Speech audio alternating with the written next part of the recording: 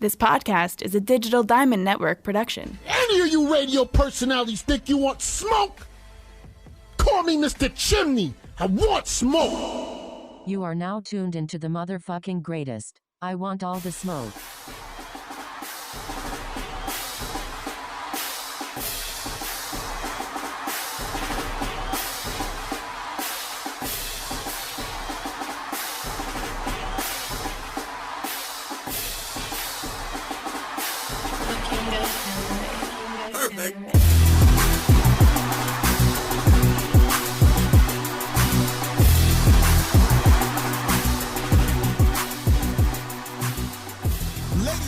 Boys and girls, children above ages, you are now tuned into the world's most dangerous podcast. I want all the smoke. Smoke, smoke, smoke, smoke, smoke, smoke, smoke. And without any further ado, yo, what up? It's your boy Thaddeus, aka Mr. Black Juice, aka my AKAs is an AK, aka Mr. Champagne and Bullets, pop, pop, aka the Human Cohiba. Smoke him if you got him. AKA where there's smoke, there's fire. No, AKA the disgruntled gentleman. AKA your auntie's favorite uncle. Oh, I forgot. Don't ask me about my weekend because I don't do shit and I don't do small talk. AKA your auntie's favorite uncle. There you go. There you go. AKA have another beer, buddy. Oh, yeah. Have another beer. Buddy. Yeah. We are forgetting our AKAs a lot recently. We forgetting a lot of them shit. Well, I'm going to do my best to not forget mine. It's your boy Mason Cross, a.k.a. Black Wesker, a.k.a. the flyest referee in all of professional wrestling, a.k.a. your baby mama favorite rapper. Yep, your baby mama has all of my cassette tapes. Shit, aka the motherfucking space cowboy, the gangster of love. Some people call me Maurice. Well. Only if you know me, because if you don't, me I box you. Because if you call me by my real name, you're blood clot police. That's what I look at. Anyway, it's also Blam Blam Nigolo, a.k.a. Mr. Don't Spill My Blood Clot Drink, boy. Or else you have to go buy about 3. EJ's not here, so we have his on hold. A.k.a. I just fucking work here, bro. Ask that L.A. nigga right there all the questions. He's not really from L.A. He just sounds like that. Listen, I got some more AKAs to go along with your Black Wesker. AKA Blade's African cousin, Cutlass. What? AKA Yep. the nigga who gave John Wick the room key. AKA Obsidian Blade, the final chapter. AKA I showed him where Black Wesker came from. Timu Blade. AKA Tubi Blade. AKA Blackula 2000. Yeah. You go into the group chat and you see that picture of Blade. No, I saw Disrespect the Lance. that nigga look the like disrespect Blackula. to Lance Reddick is insane in all of that. But yo, how did African cousin have a name like, what you say his name was? Cutlass. Nah, there ain't no African cousin. That's a Jamaican thing. Okay, what's the African knife? Give me an African knife. I'm talking. Okay, then shut up, Daddy. What's the African knife? An African knife? Yeah, give me something. Oh, I see. I thought you were talking about a name. I'm like, that ain't no African name. No, I was just saying instead of blade, it's cutlass. Okay. Could use a spear. That would have been wild. his Jamaican cousin. Jamaican cutlass. I think a spear would have been wild though. I don't know if. Well, where that came from is he asked. Nah, I saw it. I saw that one. Yeah, he's like Wesker ain't shit. Yeah, so I showed him fucking where it came from. Ain't nobody said when they Black Wesker Wesker ain't shit. I didn't say Black Wesker ain't shit. That's not. You said he ain't white. You said Wesker. You said Wesker is a white guy. Right. Never mind. It all got to Tiger. But if Wesker's if Wesker's a black guy, then how are you the? No, you said he ain't black. Right. Okay. Anyways, as I'm saying, if Wesker is black, then how are you the Black Wesker? Why would you use black to describe him? Because Wesker. Same reason you used light skin to describe being the light skinned Tiger Woods. I don't find Tiger Woods light skinned. I don't think he's dark. Like I said, he's not dark, but he's not light skinned. I'm lighter than Tiger Woods, but he's not dark. I don't think he's a light skin. He's not yellow. He's not yellow or red bone. No. Excuse you? Yeah, I think he's darker than me. If he's darker than me, he's not light skinned. No. Hold on. You're not like the pinnacle of light skinish. I am to me. Yeah. I feel like if you're darker than me, you ain't light skinned. I'm putting it on my, and if I'm darker than you, wait. If I'm lighter than, So no, hold on, wait. light If I'm lighter than you, my skin is lighter than you. So I would be the light skinned version of you. Regardless if you're light skinned yourself, I'm still lighter than you. So I'm light skinned you. You know what I'm saying? Like, you're the lighter Tiger Woods. Yes, I'm the light. Okay, cool. I'm the lighter skinned Tiger Woods. Done. Okay, cool. Onward. I'm still light skinned Tiger Woods. I'm not convinced that you're lighter than Tiger Woods. I'm lighter than Tiger Woods. Look at me. Hold the paper bag up to both of us. I bet you. He's lighter. I bet you. I get in the front and I get to go in the bottom row. I bet you. If it was between me and Tiger Woods, I bet you I'm sleeping in the house.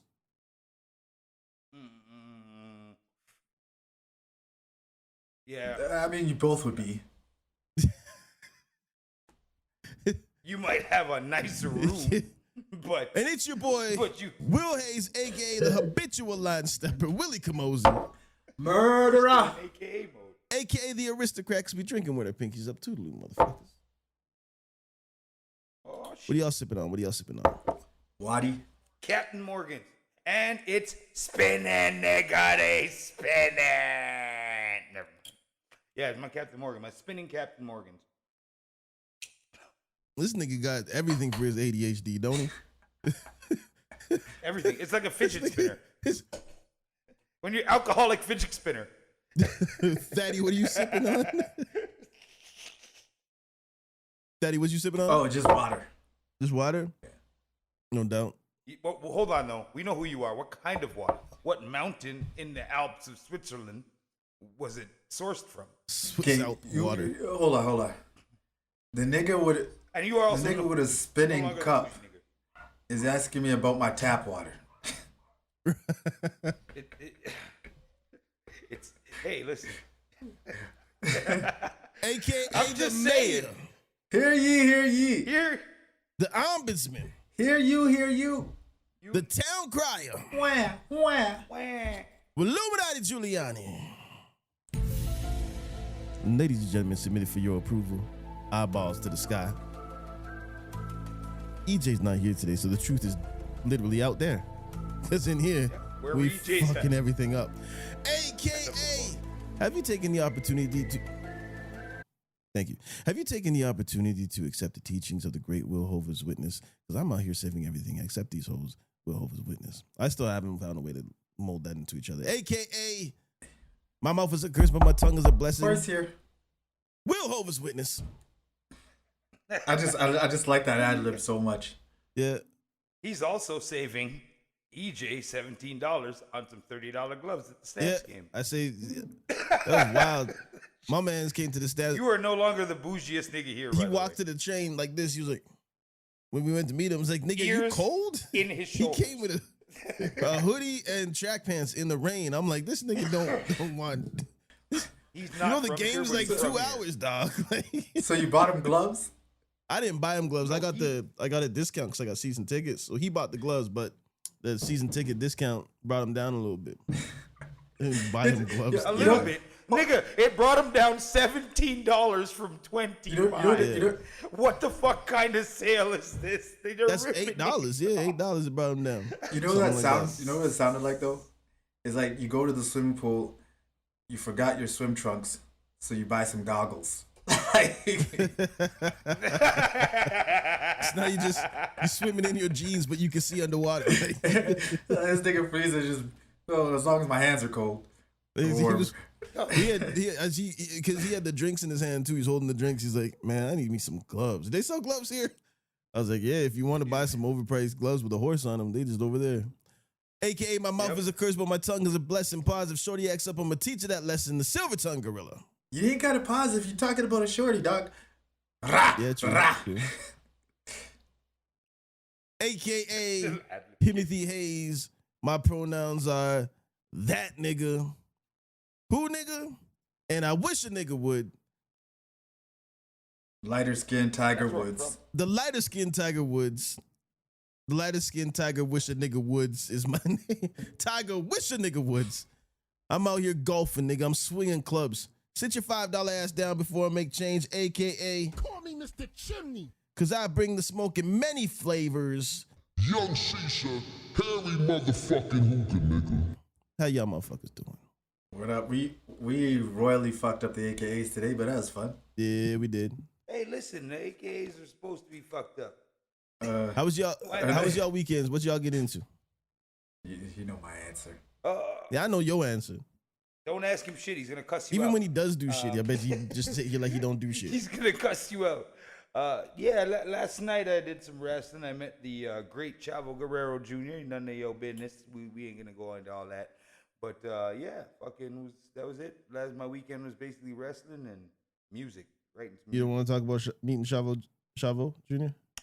Oh, I met him and it's dope. He's a good dude. He's chill. It was great to pick the brain of a legend and told me I'm dope at what I do, so that made me feel nice inside. Hearing that from somebody like on his stature. Pause, big pause, yeah. Jesus Christ. But hearing a compliment from somebody of his stature makes you feel good about what you're doing on the smaller level. You know what I mean? Yeah. Right. So yeah, and he's a motherfucking legend. You know, R.I.P. Eddie Guerrero, Latino Heat. R.I.P. Eddie. If you ain't cheating, you ain't trying. That's crazy. All right, what you do, Will? I went to a golf tournament. Now, can you actually golf? Place. Oh, okay. Did you actually come in last place? No. We did all right. I'm not that good. I still got to get my form down. This is like my first time ever like golfing for real, like with professional folks, not just fucking around. So, but I enjoy it. So I'm probably gonna be.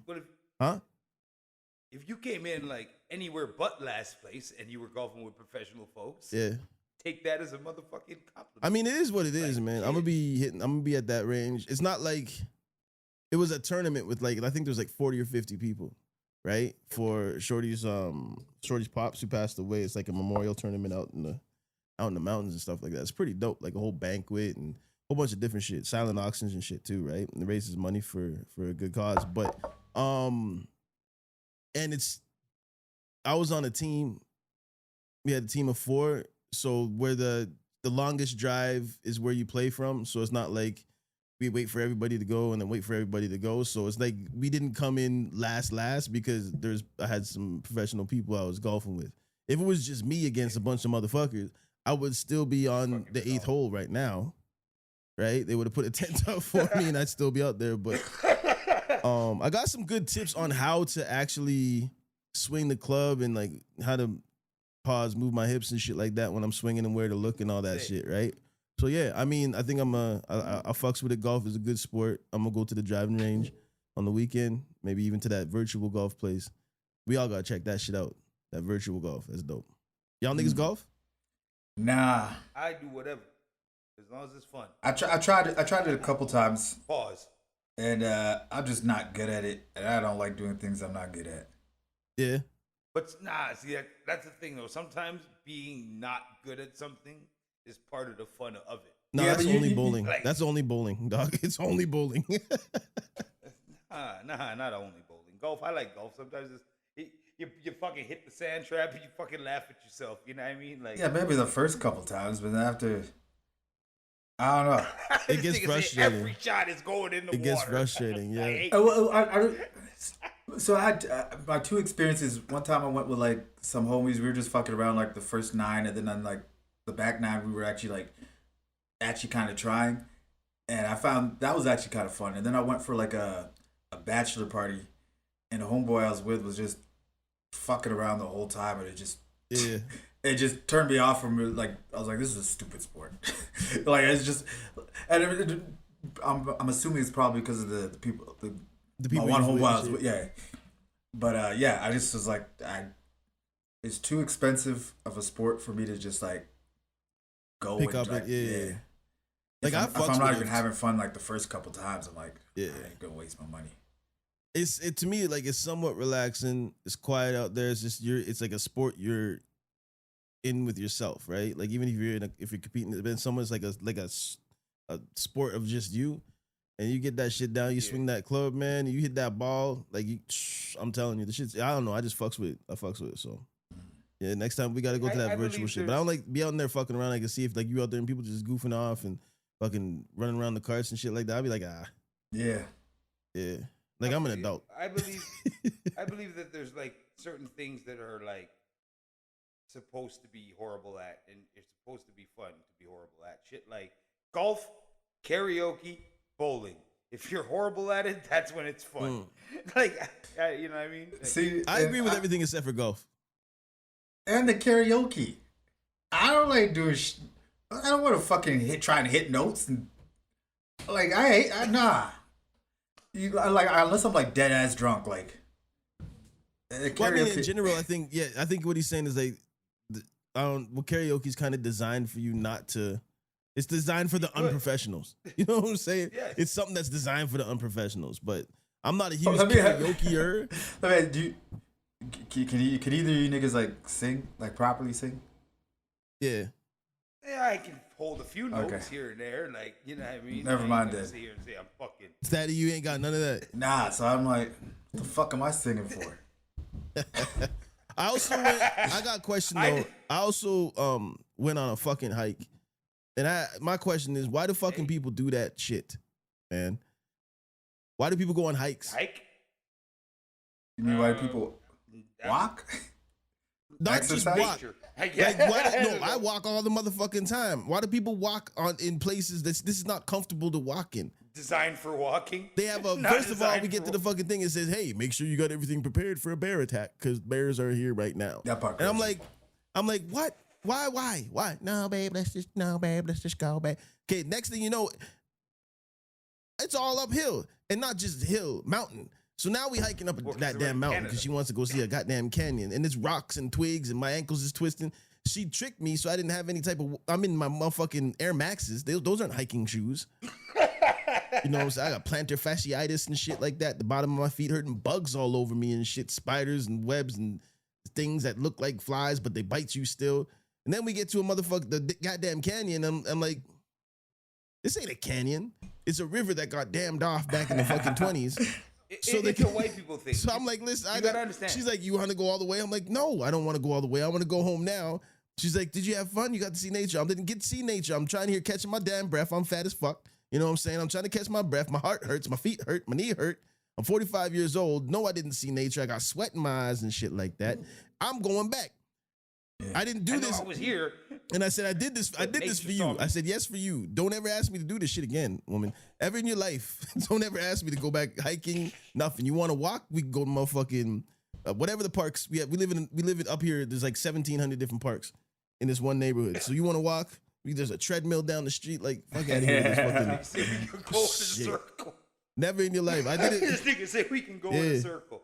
We ain't going up. I feel like we ain't going because I don't know why people do that shit. I can see why, but then a deer ran by. She's like, "Ooh, look at the deer." I'm like, "The deer's running. What's the deer running from? Now, let's go over here." It's gotta be running from something. She's like, "Maybe it's looking for something." I'm like, nobody runs to look for something. Gone. Yeah. Well, maybe the deer is smoking. Maybe the deer's high, which is even worse because you get a crackhead deer. That deer just gonna be hitting you in your fucking joint. Nah, fuck hiking, dog. I love nature from the inside. Fuck hiking. This nigga says I'm not spending money to be home. Yo, you know fuck that. Fuck camping. Shit. I made that mistake once. We went up to like this one homeboy's like, we wanted to shoot a music video, and this homeboy's like, yo, I know the perfect spot where you just gotta hike up there.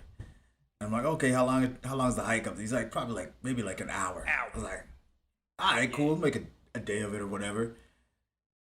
So we hike up this hill, the mountain. It's probably like an hour and 20 minutes.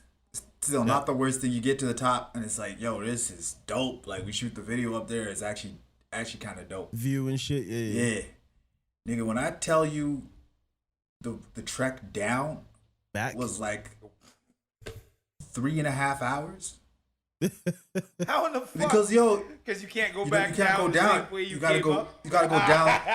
And you gotta go down the same way. You gotta go down the back of the mountain. Yeah. And it's like, and because like the up the mountain's like a lot steeper, so that's why you just, this one you gotta like basically trail it. You know what I mean? Like back and forth across the mountain until you get to the bottom. And then when you get to the mountain, you on the backside of it. So now the last like 45 minutes of this walk ain't even a hike. It's just flat walking towards your car, like just miserable. I'm just like, fuck this video. This shit never better come out. You know what? I was about to say, did the video come out? Yes, I like the footage was dope, but I mean, like, you know, it's back when we were shooting on a shitty camera, and like it was just like, it looked like we were thinking, you know, when you're thinking like it's gonna look like a Kanye video, but you're like, but it's like Kanye from Temu. You know what I mean? Hey, hey, listen, Kanye's from Temu is probably still expensive. Nah, this looked like it was made in China. I got something for y'all niggas. Right here. What we got? Hold on here. Where we going? Oh, this needs to be turned up. Of blackness, then A surrogate. transracial black women like myself have a more beautiful understanding of blackness than cisracial black women. And that's what I want to talk about today, especially because of all the propaganda nowadays telling black women to hate themselves.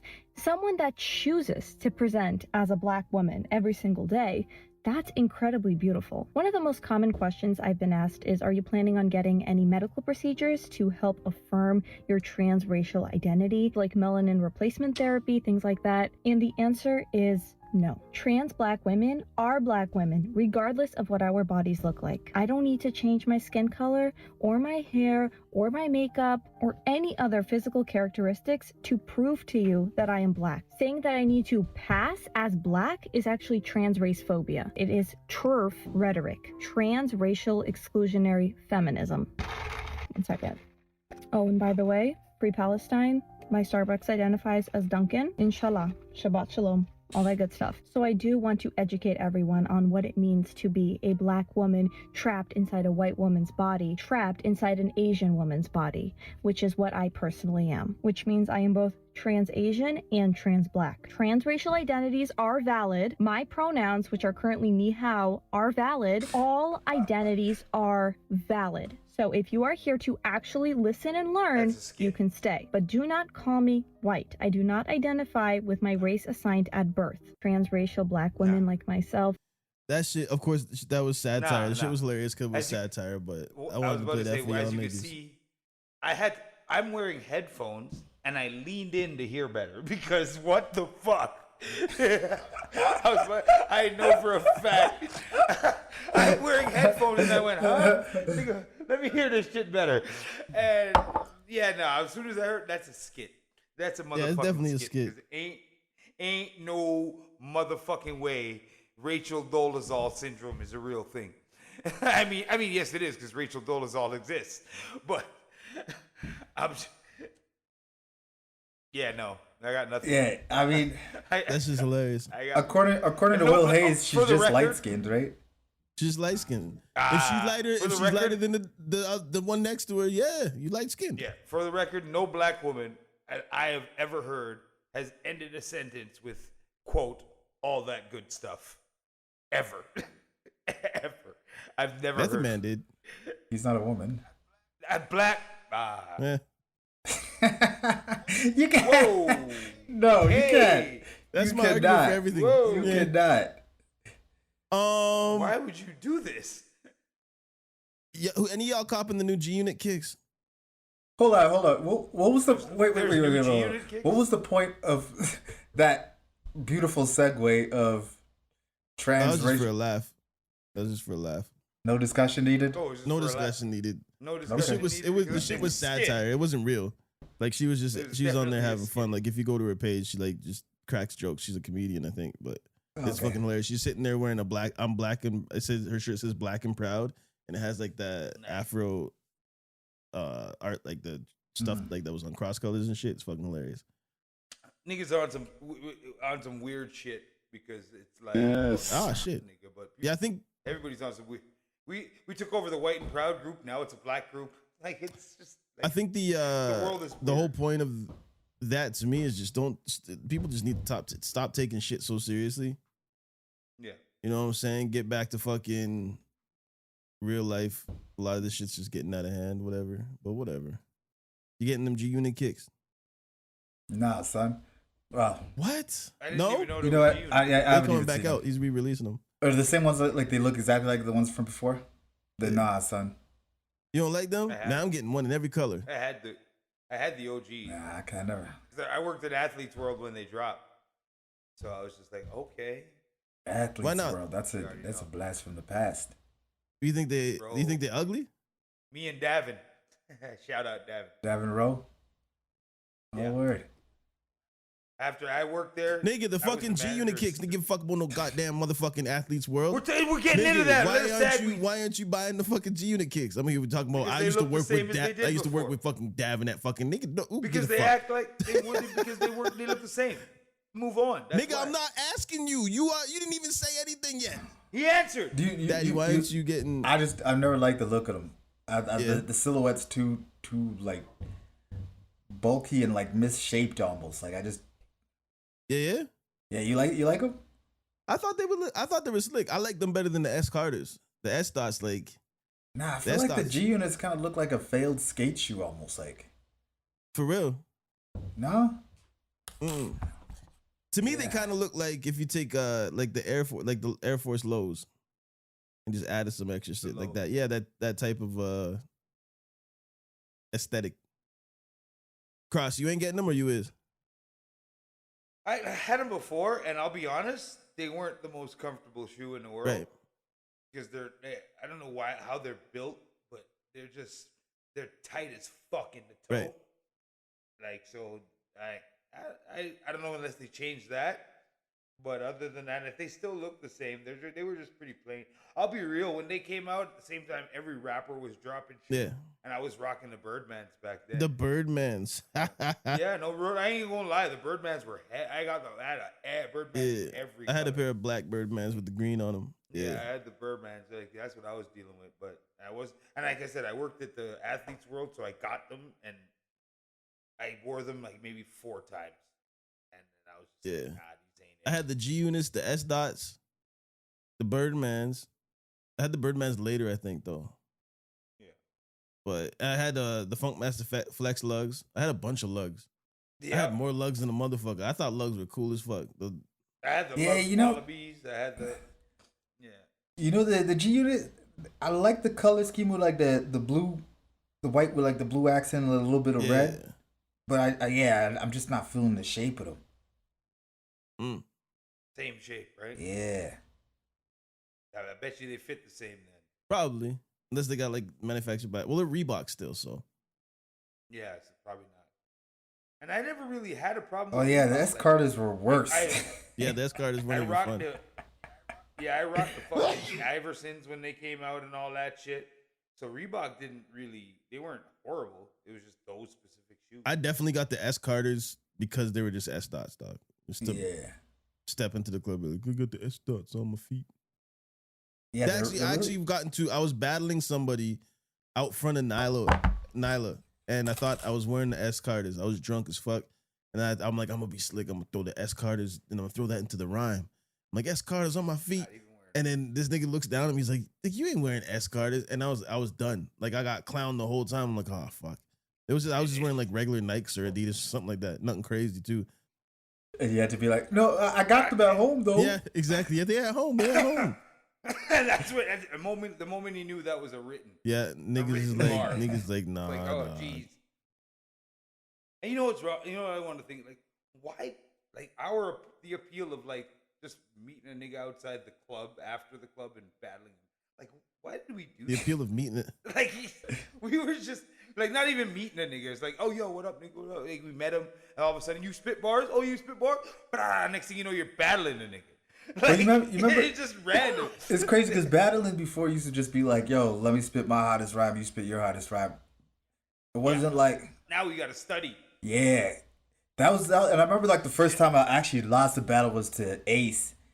And that was like the first time I even knew about like that, I guess like smack format type of battling.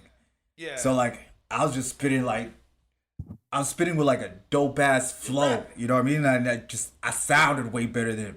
And this nigga just came on some like, yo, I say You must this eat and I cheese do, sandwiches. and like nice and slow, so the crowd heard every word he said, and they were just disses, and I was like, oh shit, like this is what we doing, like yo, this, like this, and that's where the battle rap format changed, and that's when I kind of stepped out of the game, because I mean, yeah, don't get me wrong, I'll write a diss track, I can do all of that, but this whole like, okay, it's this man versus this man on this date, Gather the and intel. then there's like this like week, month long of studying and gathering intel, and then this man's like, yo, this man baby mama on food stamp, da, da, da, and then it's like they get into like the most personal of personal shits.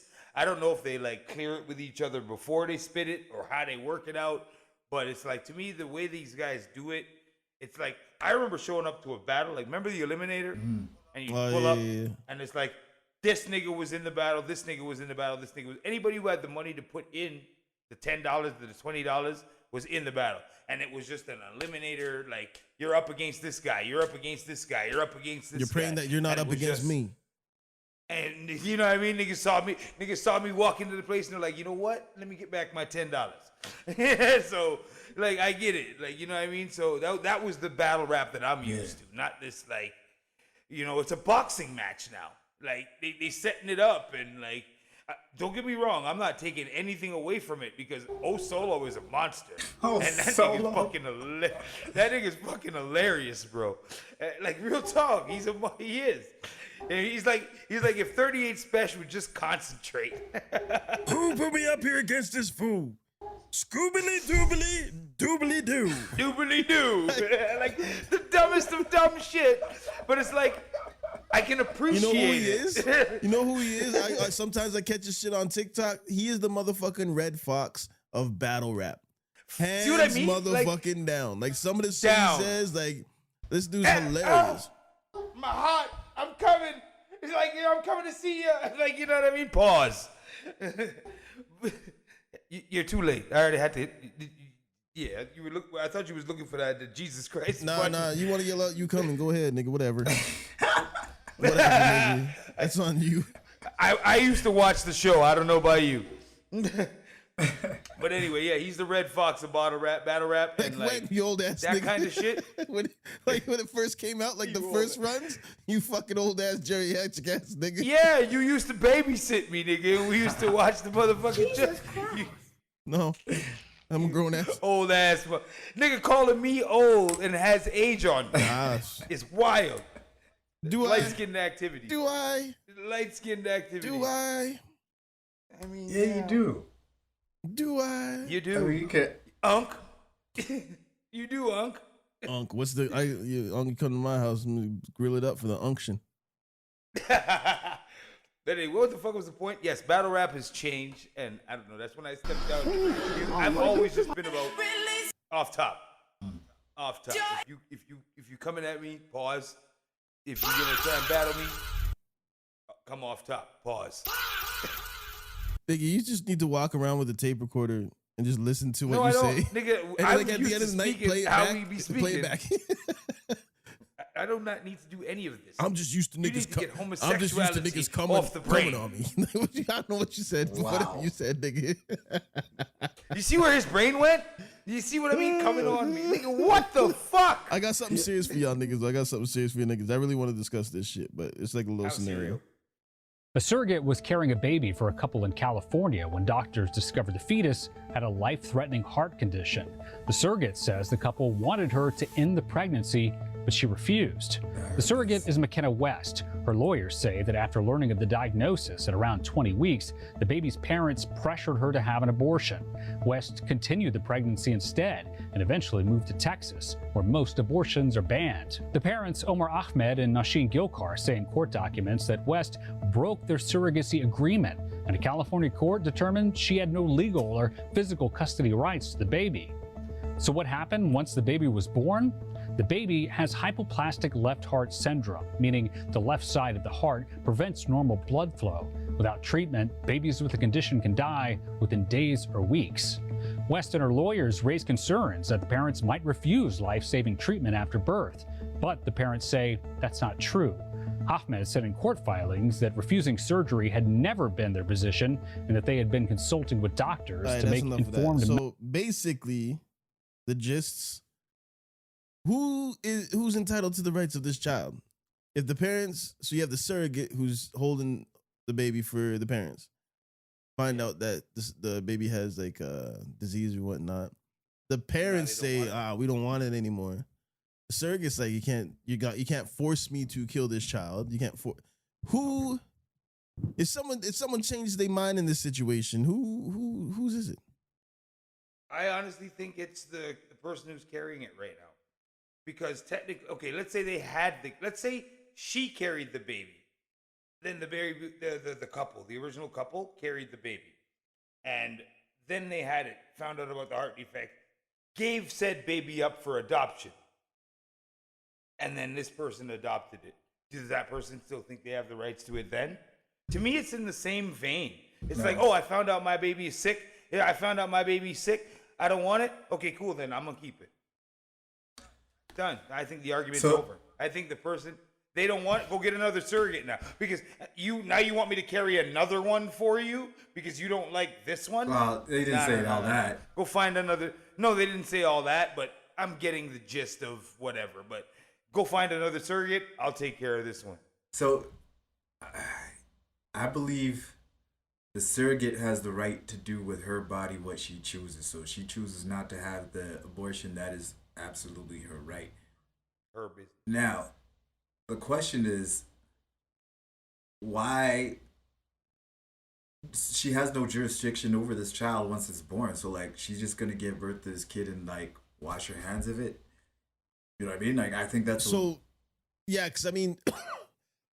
That's why she moved to Texas, so they can't kill it. So but then ultimately she gave birth, and the child is with the birth parents, not the surrogate right now, and is getting the treatment that it's supposed to get, right? But she was saying that she wanted to the surrogate was saying that they wanted to keep custody of the kid since the birth parents didn't want her. The parents didn't? Yeah. But now the court said, the court is saying no, the surrogate has no parental rights. And the child went to the biological parents. The biological parents now are giving it the treatment, stuff like that. But the biological parents are now footed with, I mean, this is the U.S., so they're footed with crazy bills to keep the baby alive that they may not have agreed to. Well, then maybe the biological parents should not have jumped the gun. Like, oh, baby's sick, I don't want it no more. And then, because in turn, look what it's caused, right? Yo, I'm surprised there isn't like because now they have the baby and they're keeping it apparently. So I'm surprised that there isn't already like laws or like I don't know, almost like a prenuptial agreement on those type of scenarios. Like, you know what I mean? Like if someone changes their mind or yeah, but I'm sure there is some form of like, because she said they broke the surrogate agreement when she wanted to keep the baby to herself, right? So that part, but I'm just saying like. But you told me you didn't want the baby, so this is where the confusion comes in. So it's like you changed your mind twice. No. So they say we want you to have an abortion. That's different than saying. And then the baby was born, and you said, "All right." Well, yeah. So once the baby, for instance, so like while the baby is, I guess, incubating, it is with the surrogate, right? So it's like. I don't want to say the parents have no rights, but like the parents can't tell the surrogate. Well, actually, you don't. But there are like certain but there are certain like laws or rules that they can't drink, smoke. Like you can actually like there's a list of things that like the surrogate has to take care of themselves. You know what I mean? Like they can dictate kind of those things, and if you breach that, you can get in some kind of I don't know. Damages or legal or financial or something like that. Yeah, so I'm just shocked that they don't already have a list or guidelines to what happens in the event someone requests an abortion.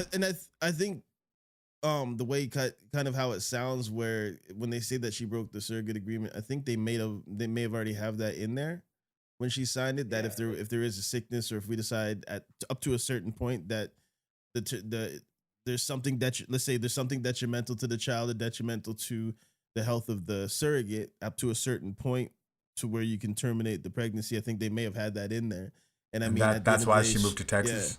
Yeah, she moved to Texas to be like, well, you can't do abortions here, they're banned type thing. And it's like, because then you look at, well, okay, if she decides to have the baby, biologically, there's nothing about her on the baby except for that she carried it. It's still biologically the two parents, right? I think they take the egg and the sperm from the two parents. So now she gives birth to this child, even if the parents say, well, I don't want it, but now the parents is faced with this moral conundrum where there's a baby there that has our DNA, that's our child, right? So should the surrogate have rights to this child that technically isn't hers? She just carried it for us type thing too. Yeah. But then then the surrogates then on the other side is saying, well, if that's the case and we signed this agreement, if we decided that we didn't want to bring someone into the world that may have had a life-threatening and may not have the quality of life that we want to give our child, and B, the amount of money that it would cost to for healthcare and things like that, and they had that decision that they should have been able to enforce. Now, who's on the hook for that?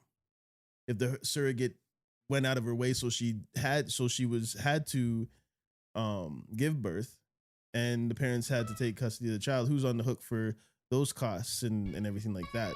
I think it's the parents though, because my understanding is like the surrogate's only responsibility is to carry the child to full term, and then after that, it's the parents' responsibility.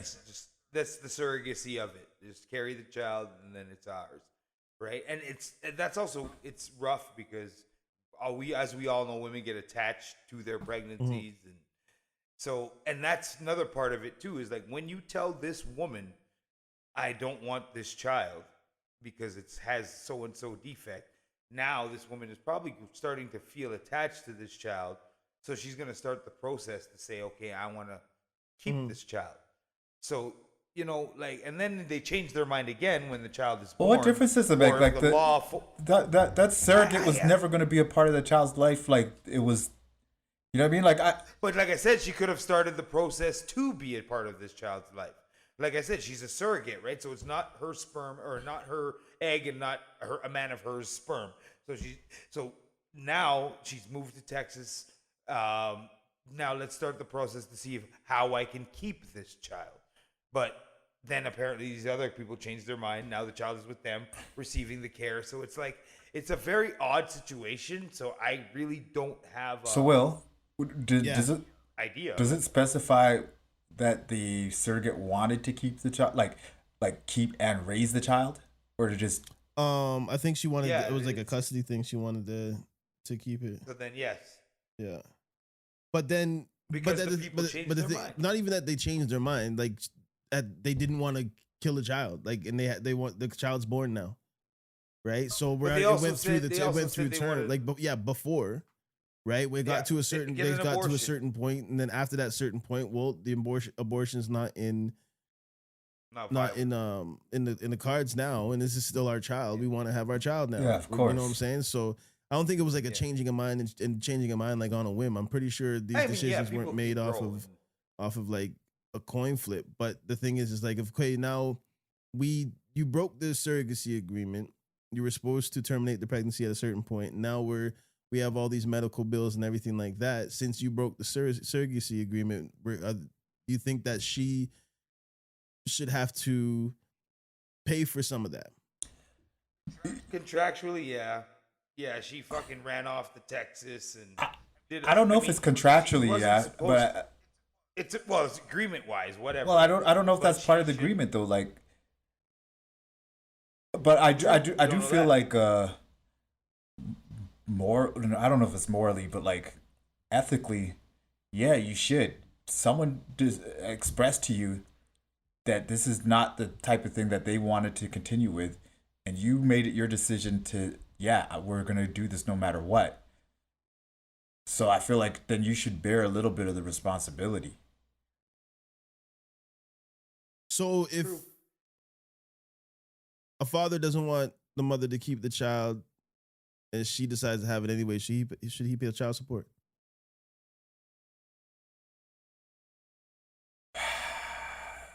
You know what? I have mixed feelings about that. Technically, in like in a very logical sense of thinking, no.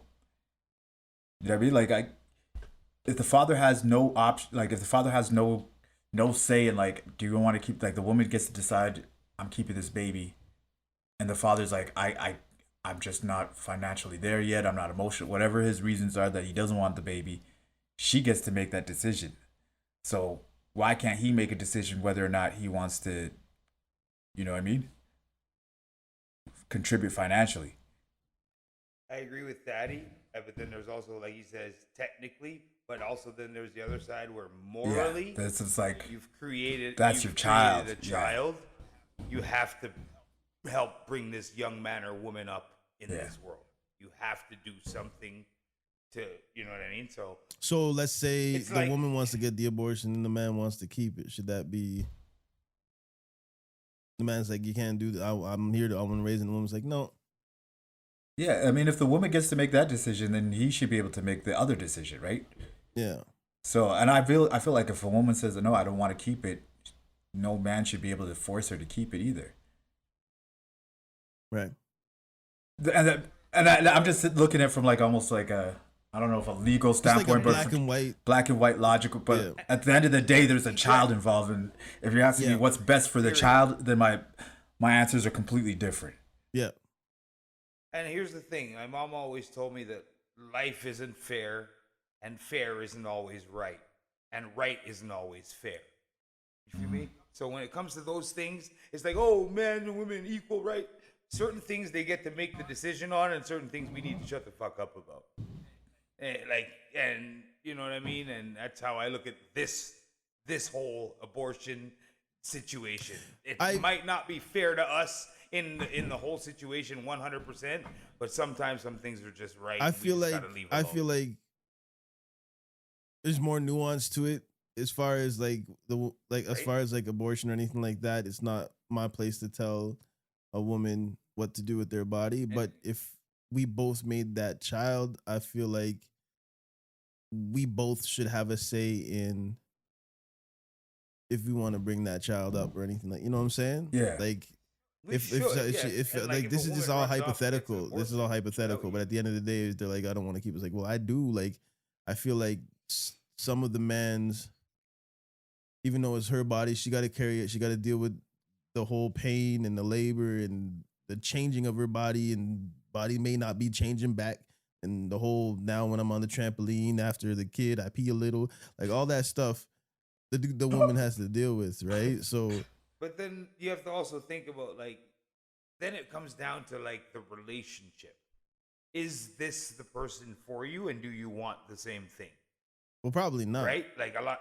Exactly. Like a lot of people are like, oh, if you want a kid, right, and your wife doesn't want kids, then you've got to kind of think about, like, is this what you? That's got to be that's got to be a discussion before you get married, because there's a few things, not even pregnant, get married, because there's a few things in a relationship.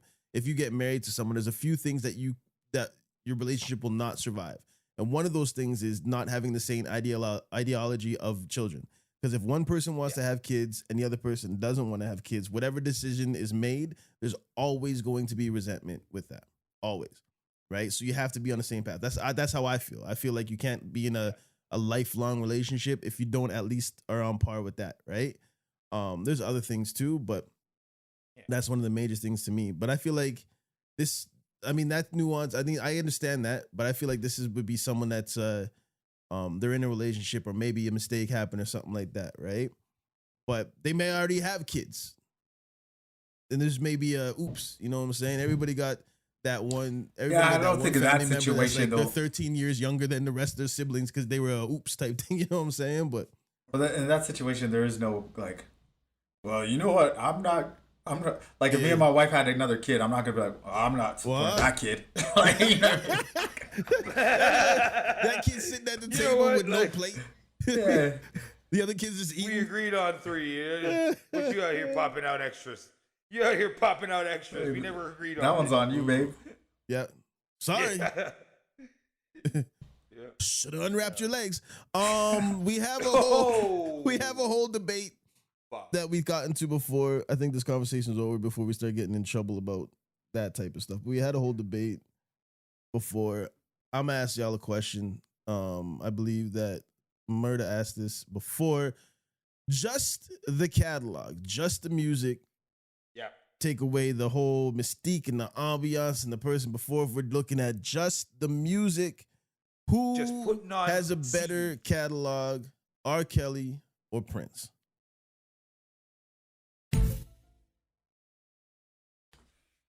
Oh, we need Jeopardy music for this shit. Yeah, or some Family Feud music. Ugh, yuck.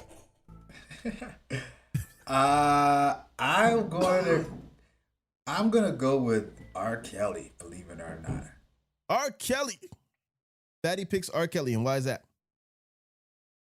I just think he had it's a little biased. I'm just a little bit more familiar with his music than I am with Prince's. Mm-hmm. And I just feel like he has more hits. You know what I mean? And I feel like he has more significant amount of albums. Mm-hmm. I don't know if he has more albums or not, but I just feel like I feel like Prince basically just has that Purple Rain album. No, like he's got a bunch more. He's got Purple Rain. He's got 1999. He's got a bunch.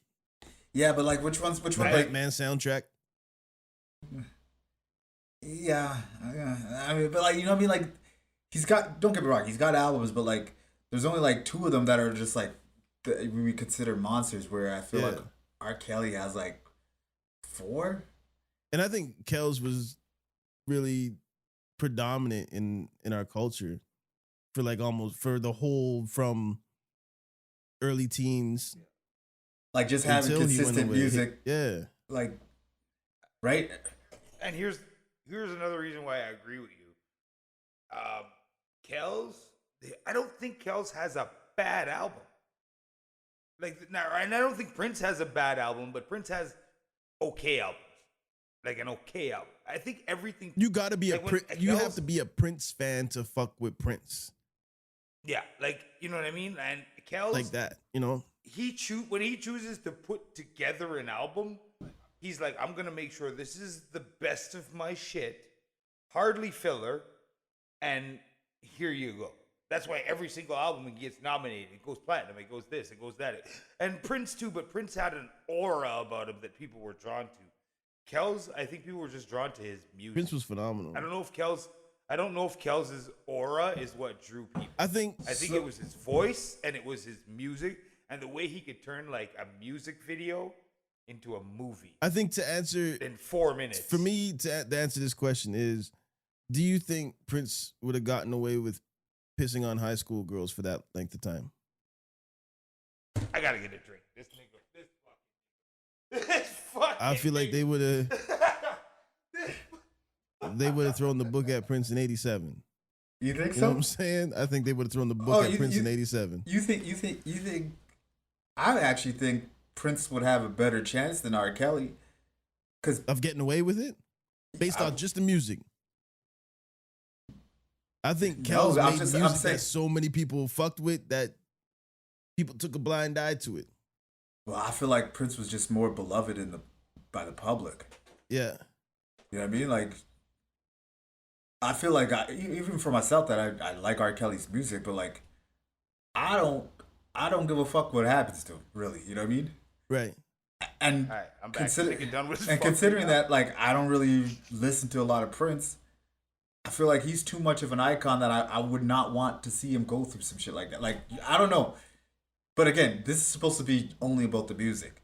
Only about the music, yeah. Because I feel like it is only about everybody, like having Kells on the track was like the cheat code. Yeah. And here's the thing: to answer the question you dropped, yes, and as fortunately, yes. You think Prince would have got away with it for that long? For that.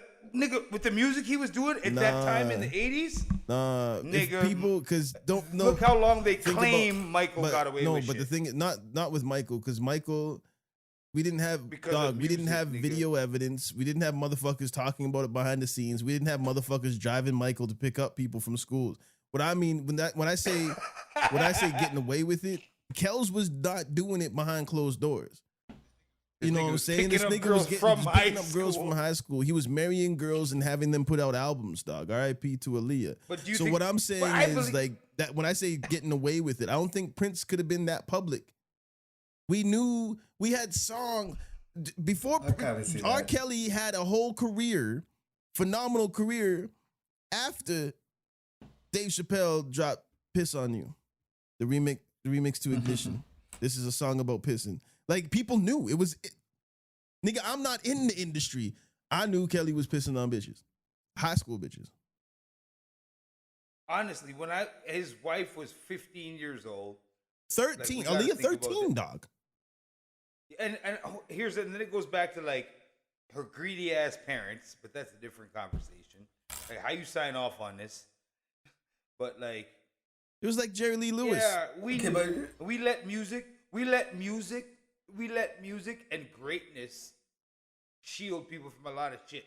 We let Woody Allen fucking marry his fucking child stepkid because he was fucking great director. We let R. Kelly piss on kids because his music was great. Yeah, keep in mind, Woody and Mia, like, that was a weird thing. I think there was a lot of grooming. Woody didn't marry her until she was like 19 or something like that. What's the other nigga that but ran there was off some to weird Romania, stuff. Oh, Roman Polanski? Polanski ran just off to gunning Romania. people down in his thing, but I don't know. I don't think Prince would have gotten away with it like Kells got away with it. You might be right. Yo, but so quick question, Will. Who has actually? You know what? It was the 80s. They were all fucking talking about. They were singing about sleeping with high Rick school James girls. got thrown all the way in jail for burning the bitch with a crack pipe. They wouldn't have let Prince. That's different. That's different. It's still a light skinned nigga doing light skinned nigga shit. That's weird shit. What are you gonna say, Daddy? No, I was trying to get back to the music. Yeah, please. Let's do that. Do you think Prince has a better catalog than R. Kelly? Who you asking? Will, specifically. Yeah, because I get it. You got to think about it. Yeah, because sonically, I think Prince's catalog is phenomenal. Prince has a sensational catalog, and it's hard. But I would have to give, I'd say like by like maybe like a point and a half, I'd have to give it to Kells just because so much of his catalog was influential in specific points. Like I could relate more to more of Kells' catalog. Like Prince's early catalog, maybe I didn't fuck with it. Like you said, there's a couple of albums. 1999, the Batman soundtrack and Purple Rain were like really just listen, I fuck with Bat Dance, nigga. He had 2 songs on the fucking. No, he put out a whole soundtrack, dog. He had put out a whole album for Batman. He produced dog. He put out a whole album. There's 2 soundtracks for the '89 Batman, and one of them is all print. It's Prince and the New Power Generation, nigga. But he had that. My name is Prince, and I am funky. Like his music is dope, but some of his later stuff didn't really resonate with me. Where Kells. Pretty much all of his shit up till Trapped in the Closet was kind of fucked up. And Kells has more hits with artists that I fuck with. Like Go Get It with Jeezy.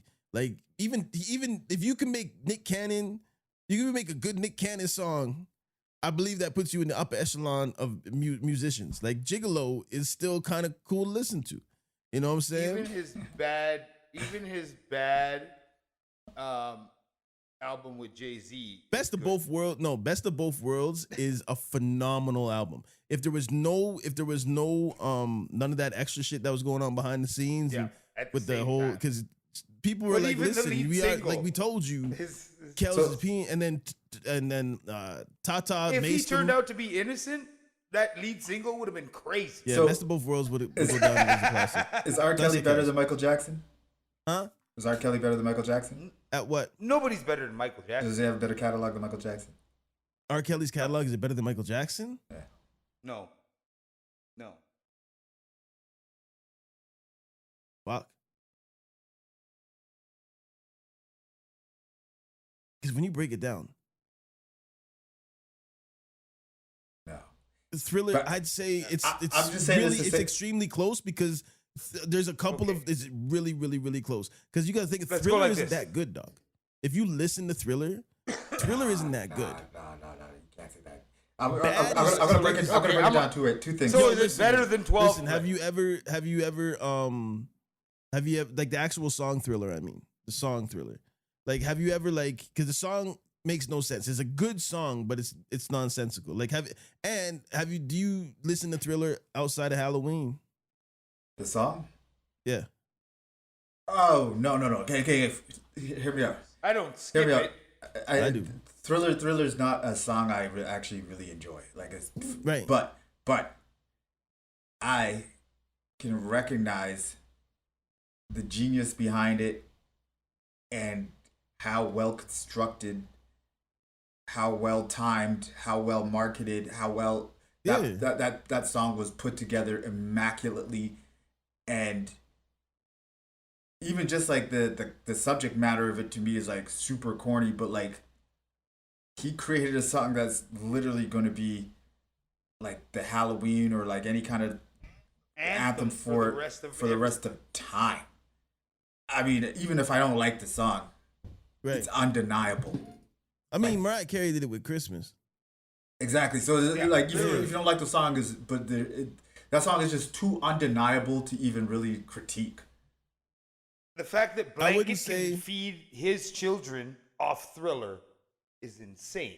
Well, not really. Blanket. Not really. There's a lot of it's artists. not insane, but it's insane. I mean, like the there's a lot of artists that their kids could feed off of, right? And I don't think. No, but I mean, it's like one song. No, like that's what I mean. Is it's like. It's no, but what I'm saying is, I bet you Lou Baker's grandkids are Ain't still nobody eating. disagreeing with you, nigga. You argue with a nigga disagreeing with you. Nigga, no one's arguing. Nigga, that's the last drink for the show. Please, God. Please. I'm not disagreeing with you. We're having a discussion. Like, as soon as that cloudy water gets you argumentative. I gotta ask you something. Hold on. You say cloudy. You say cloudy. I gotta know something. I gotta ask you something. I know there's not a lot of mangoes in Hungary, but because when you say cloudy, have you ever seen a mango? And what do you fucking expect the juice to look like? No, he's just saying it's not water.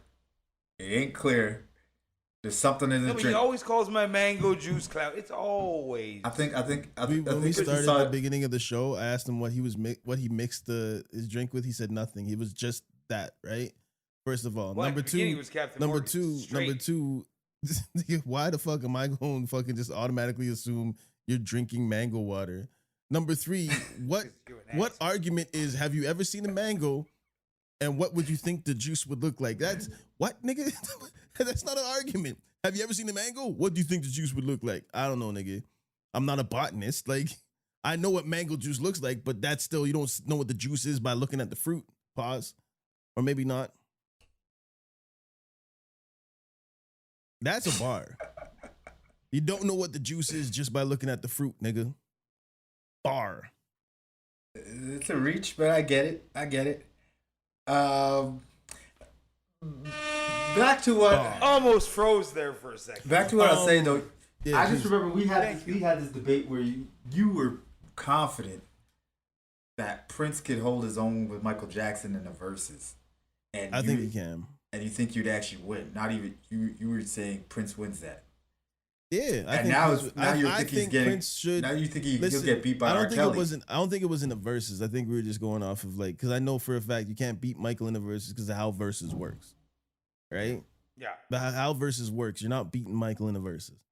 But I do think that Prince is I'm a bigger fan of Prince than I am of Mike, but I fucks with Mike heavy. Okay. I thought you were trying to say that Prince had a better catalog than Mike. It's tough. I mean, but I'm not trying to get into that discussion. I was just trying to make an argument that like you can't say Prince is better than Mike, but then also say R. Kelly's better than Prince. R. Kelly's better than his catalog's better than Prince. Yeah. I feel Kel's catalog better. I think Kel's has more. I don't know. It's just there more. You know what I'm saying? There's more. There's more shit. There's some Prince songs I'm like but Kel's just had that. Kel's just had a vibe. Like not even his his albums. Like Kells just had a fucking vibe. That's that fucking Step in the Main, that Chicago album. Exactly. Here's the thing why I got see, Daddy, you can say these things though, because when you take out aura and you take out all this extra shit and go with catalogs, you sure can say Michael Jackson and blah blah blah. Honestly, Kells versus Michael would have a tough time beating Kells. Yeah, in a versus. Yeah, and I no, seriously. And I actually agree with that. My art. That's why we say he can beat Prince. Because I was arguing it because he was saying R. Kelly beats Prince. R. Kelly, he would even which is okay. I agree with that. But if R. Kelly beats Prince, how does Prince beat Mike? If Mike doesn't, if R. Kelly's not beating Mike, yeah. He was just pointing out the contradiction in my previous statements. And with catalogs, with Prince, he's just saying that the square catalog fit into the square hole. Catalog alone now too. Catalog like, alone, Prince ain't up there with Mike. Now, if you're talking about like iconicness and like who was like an impact and like who you like better and all like the other stuff, then I'll listen to that argument. I still disagree, but like I can listen to that one. But in all reality, if we come down to it, and if we add everything else, like the aura, for real, like, yeah, it is Mike over everybody. But you got to think about it. The only reason why we have the Mike versus Prince debate is A, the timeline. B, they both light-skinned niggas. I think it's a retroactive look. Thing like they have not the same look, but like in that same vein. Androgyny or whatever the fuck they call it. So I mean, if you think about it, like their music, none of their music was even similar. They did not make similar music. No. Prince came up off of rock and roll. I mean, Mike dabbled in it, but Prince was never trying to be pop. You know what I'm saying? And his pop hits were definitely he was trying to be funk. Definitely, he's Prince is funk, but it definitely his hits. Yeah. His hits kind of were kind of non-conventional, if you could say it that way. The type of hits he had, like if you look at Purple Rain it still really isn't a poppy song. It sounds like a rock ballad. You know what I'm saying? And I'm gonna say something kind of controversial too in that. But Prince tried to keep everything. I think Prince tried to kind of like keep it black. It sounds controversial. He tried to keep it black, and Michael was trying to cater to like everybody. I honestly think Prince was, because he did the Batman soundtrack, dog. I get that, but when I think about Prince, and I think about like, it sounds weird to say about Prince, but like strong black figures in our life that we look up to, Prince kind of kept it in the culture. You know what I mean? Michael was expanding and doing everything for everybody to like. Even though Prince was funk, he was a different kind. But I still think it was black music in general. Like Michael was doing world music. Mike put out black music. I think Michael was doing world music for everybody. No. Mike put out black music that the world came. I'm not saying he didn't. Mike put out. Okay, let me finish my sentence. All right, cool. Mike put out black music that the world came to. That's what made it world music. You dig what I'm saying? You know what? You're right. But I retract it. Yeah, especially when you look at like albums like you can't tell me Dangerous was not black music. Like Remember the Time video itself was just like Oh no. Like I said, I'm not saying he didn't do that. Like, you know, I'm not saying he didn't do that. His whole everything about Prince, when you think of it, and it's like as I don't know. I don't know if I listen to a Prince album and I don't know it's Prince, I don't really feel like that's just like if someone else was singing like his music it's not necessarily black music to me, really.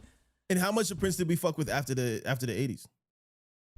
Whereas Michael Jackson was into the 90s, into the 2000s too. Like if you look at Dangerous, like that took New Jack Swing to a whole different level. You know what I'm saying? Him and Jimmy Jam and all that. And but was it Jimmy Jam and Terry Lewis? But they came from Prince's camp. Oh, word. You understand what I'm saying? Yeah, they came from Prince's camp. So I mean, it's all intertwined. They just did different the different music and different production, and that Can we just resurrect the niggas and get the collab album? That new well, one nigga at least. that new sound that they put out was dope. But that's my question is though, and this goes to the LeBron and what is it, LeBron and Jordan, and all that stuff. I have two questions. That's going to lead into LeBron and Kyrie or Steph. But when you're comparing GOATs from one era to the other era, so we're talking about Kels and Prince, or we're talking about LeBron and Jordan, it's starting not to make sense to me because we're comparing two things where one couldn't exist without the other because the other set that lane for that level of play. You know what I'm saying? Like you had to have Jordan in order for LeBron to do what he's doing. You know what I'm saying? You know what? I don't always have Wilt Chamberlain to have Jordan. Yeah, I don't know if I agree with that sentiment all the time. Like, and we just keep going backwards. Like if it wasn't a, like when people's like, well, if there wasn't a Jordan, there would be no Kobe. I'm like, yeah, Kobe would still be. You'd just be a different Kobe. Maybe you just wouldn't have that person to emulate, but you're always gonna find. I don't know. It's one of those things like it's true and it's not true at the same time. Right. You know what I mean? Like you're always gonna find motivation from and what's the word I'm looking for? Inspiration from your past peers. Right. And if they didn't exist, you'd find it somewhere else. You know what I mean? Like let me hold on. Let me hit you with this because I'm not explaining. I'm not explaining it properly. I'm gonna let this dude explain it. Hold on. There's a moment in Iron Man where if you're paying attention, you'll realize that the way that we debate all aspects of reality are absolutely stupid. It's this moment right here. This is the key to the future. I'm limited by the technology of my time.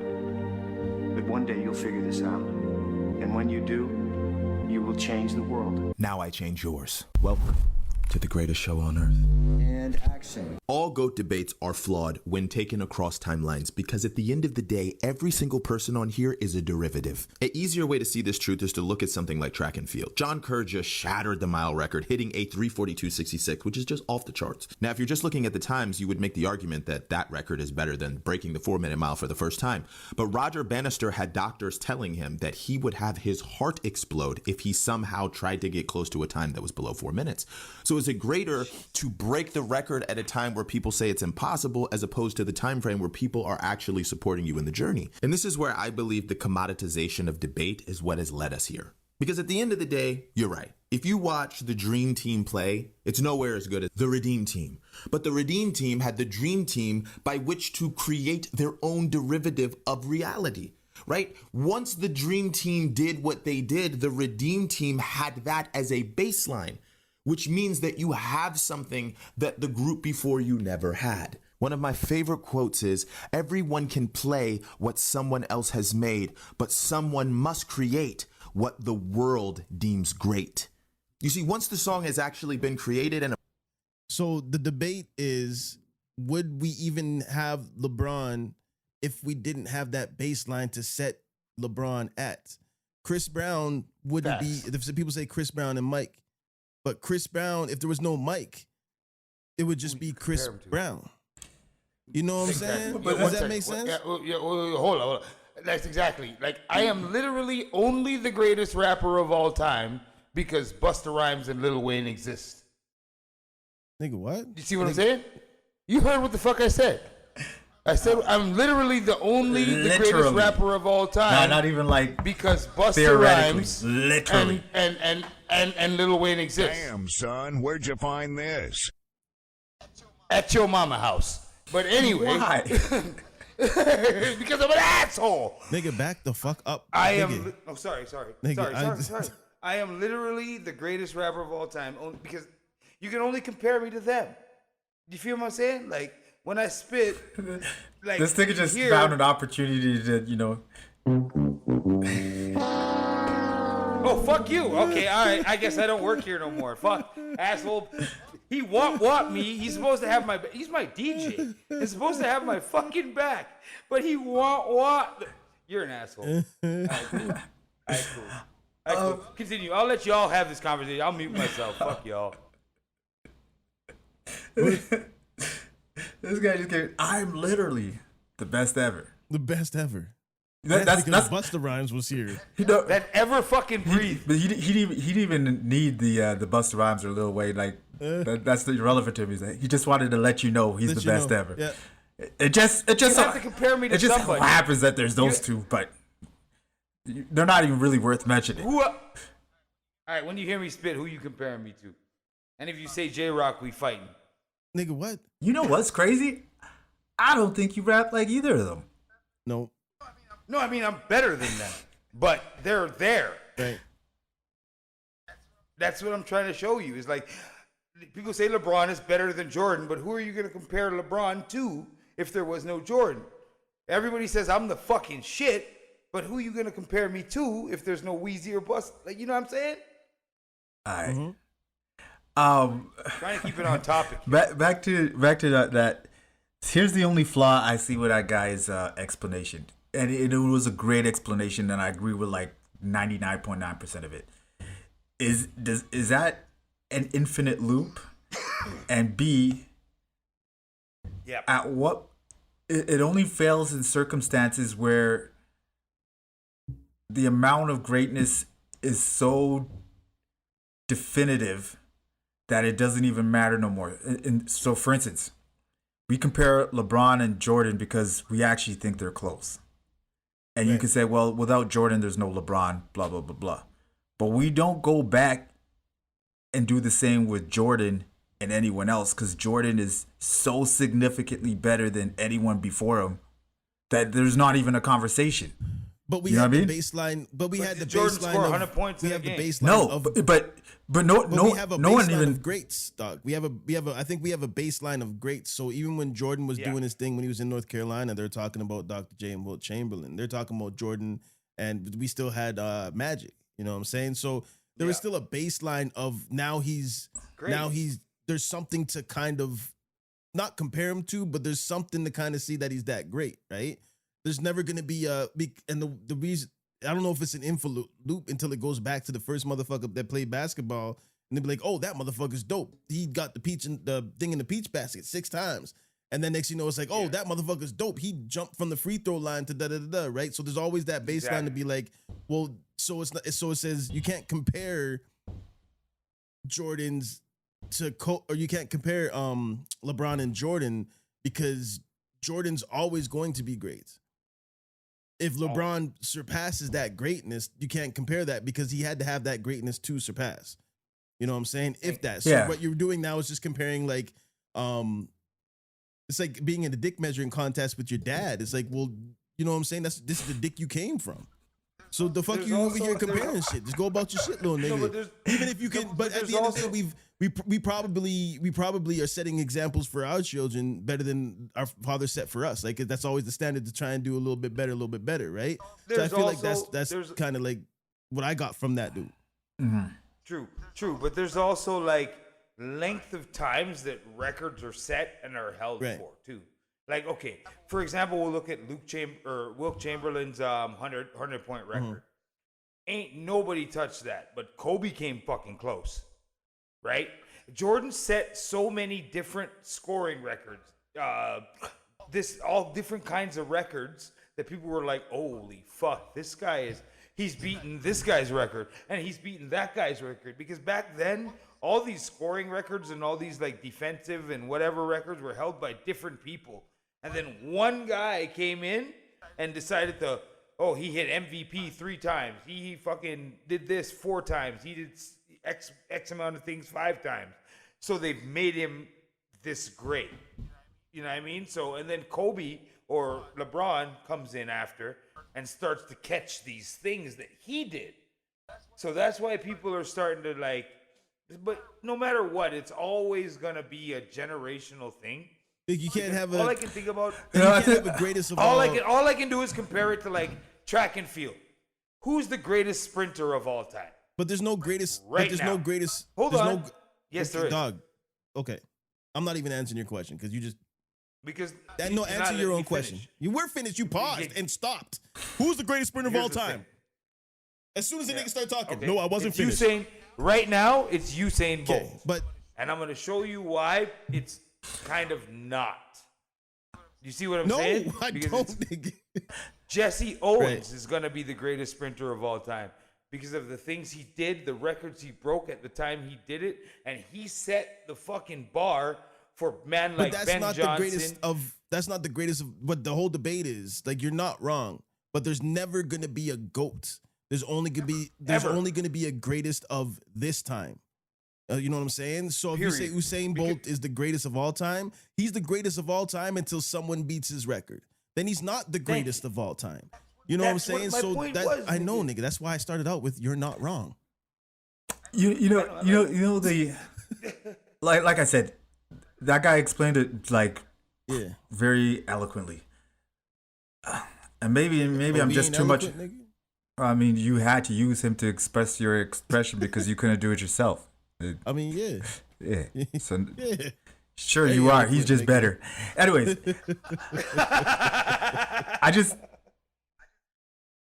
feel like with someone like Michael Jordan, like, you know how Mason just mentioned that Jesse Owens is, you know, in his opinion, actually better than. I don't technically. I don't think you can have that conversation about Jordan. You can't. And who Do would you it think be? there could be a Jordan? Do you think there could be a Jordan in this timeline? Like in this era of basketball, could we have a Jordan? Yeah, no, I think there could be a Jordan. I definitely think there can be a Jordan, and even better than Jordan in the future. But I'm just saying, I almost feel like when it comes to basketball, yes, Magic Johnson was great. Was he called the greatest? Like, was he the GOAT at his time? Like when Larry Bird was still around? But I guess you could say Wilt Chamberlain and. But the thing is, it made sense then because there's people saying, "Yo, Magic Johnson is the greatest basketball player of all time." People at the same time. Did they? That's what I'm saying. Yeah, but they did because you had the other people saying, "No, Larry Bird is the greatest of all time," and that was their debate, and that made sense because you had two people in the same era playing the same game at the same level, and you can compare it. So when you say greatest of all time, it's like, well, let's talk about LeBron and Jordan, but the eras are so different.